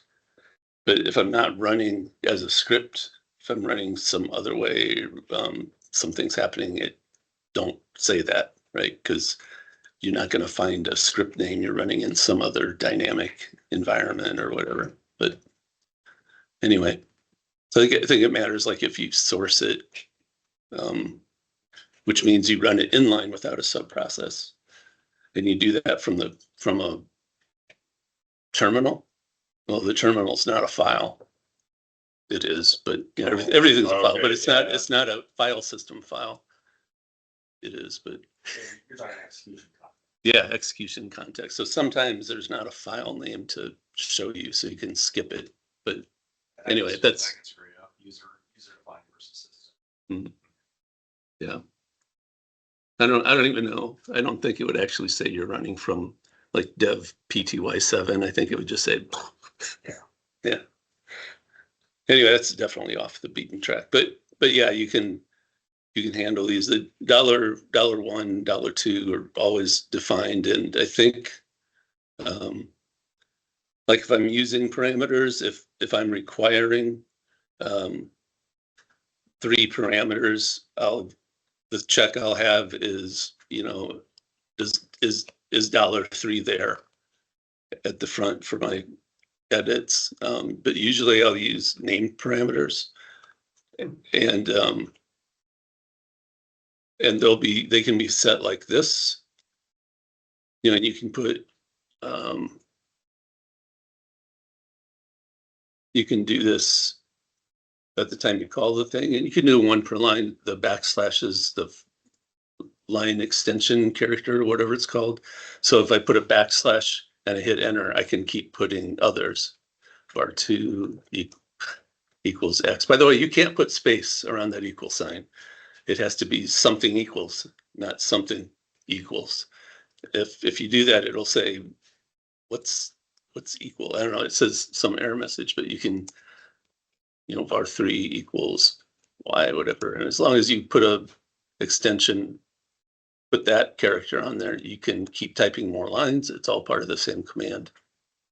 So you can do it like that. I've got systems that rely on all the variables being environment variables. So then I'll just parse them. It's like, oh, I've got 3 required variables. You didn't supply that one, go to jail, go directly to jail kind of thing. Come back once you're rehabilitated and we'll talk. But so yeah, you get used to it. And this is, this is one I use all the time. Back to our mind map. Where did it go? This one? Yeah.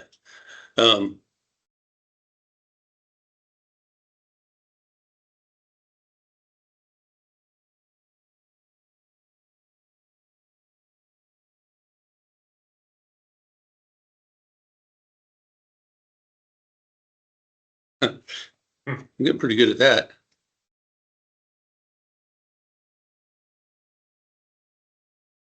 You can say every scripting language, I got a minute, and programming language and even configuration files have something that we call, sometimes we call it a smell, but really has an idiomatic style, which means, when we're talking to each other, we all talk like we are fluent English speakers.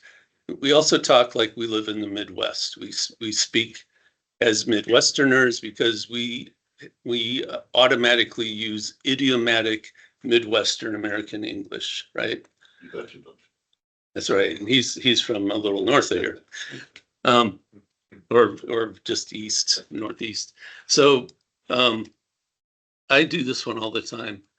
What's the idiomatic way to do X? I just did this yesterday. I wish I could find what it was. I was like, okay, I wrote some Python and this works, but I've done Python enough. I was like, I don't think this is the Pythonic way to do this. And that's the term in Python, and the Pythonic way. And like, help me out here. And I did this with Copilot on Think Deeper mode, and it has my list of rules. Like, you got to give me answers that are like this. They've got to be code review ready and all this. And, it gave me like, one time it said, no, what you're doing is fine. And sometimes I ask, what would a Pythonista think of this code, which is a Python guru, right? And yesterday I was like, I wanted to use extra parentheses than the Python way. Because it was like, I needed to know if this variable existed and that one didn't, or if these 2 variables existed and the one string was part of the other string, and so it was like, if this and that and this contains that, no parentheses, right? And and it was like, when I write SQL, and then there was one with an or in the middle, And for me, it's like, oh, in SQL, I don't ever leave those parentheses out because somebody's going to come next time and goof it up.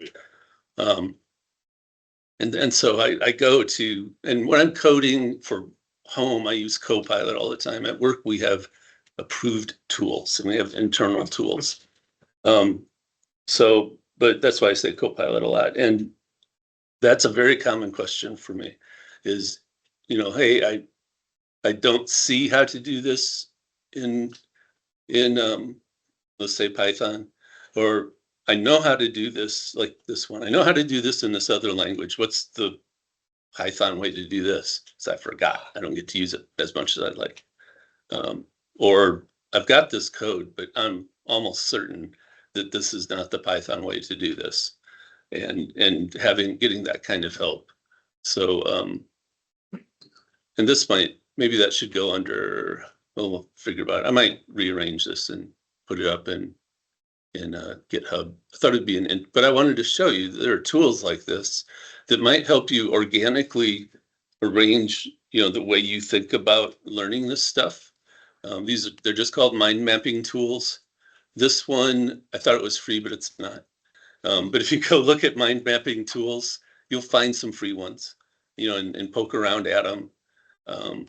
I've used them for fairly complicated subject matter where you get lots of these things going off in different directions.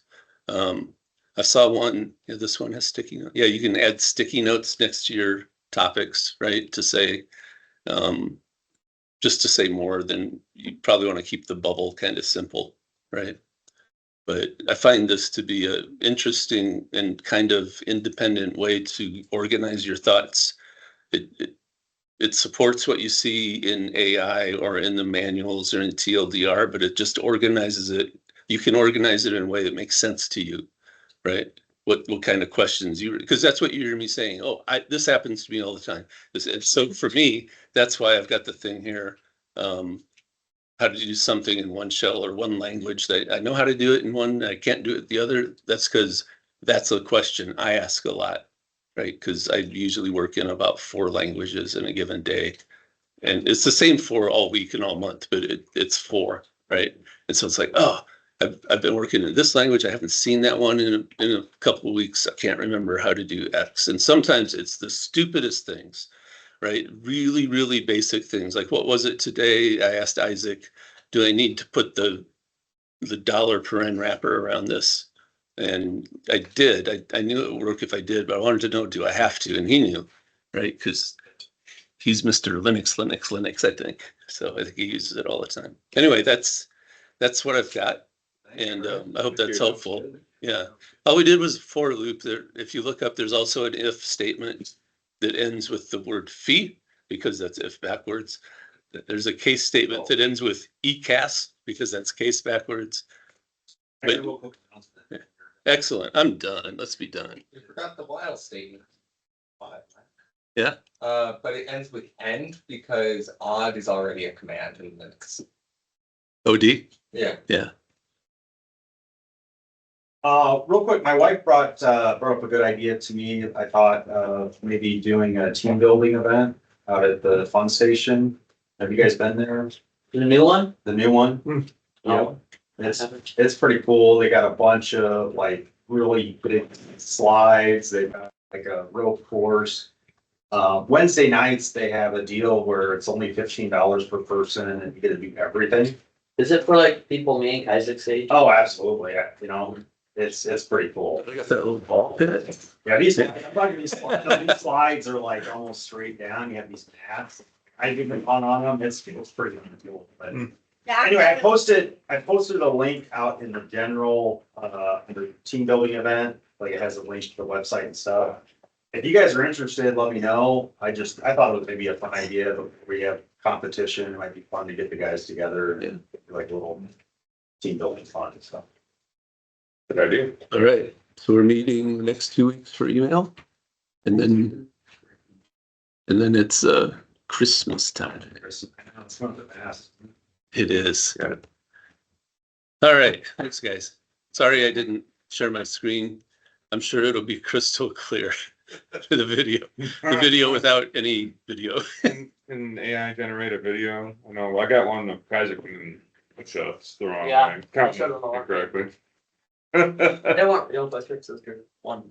Actually, I can generate a 5-minute long video on my laptop, but it takes like a whole day.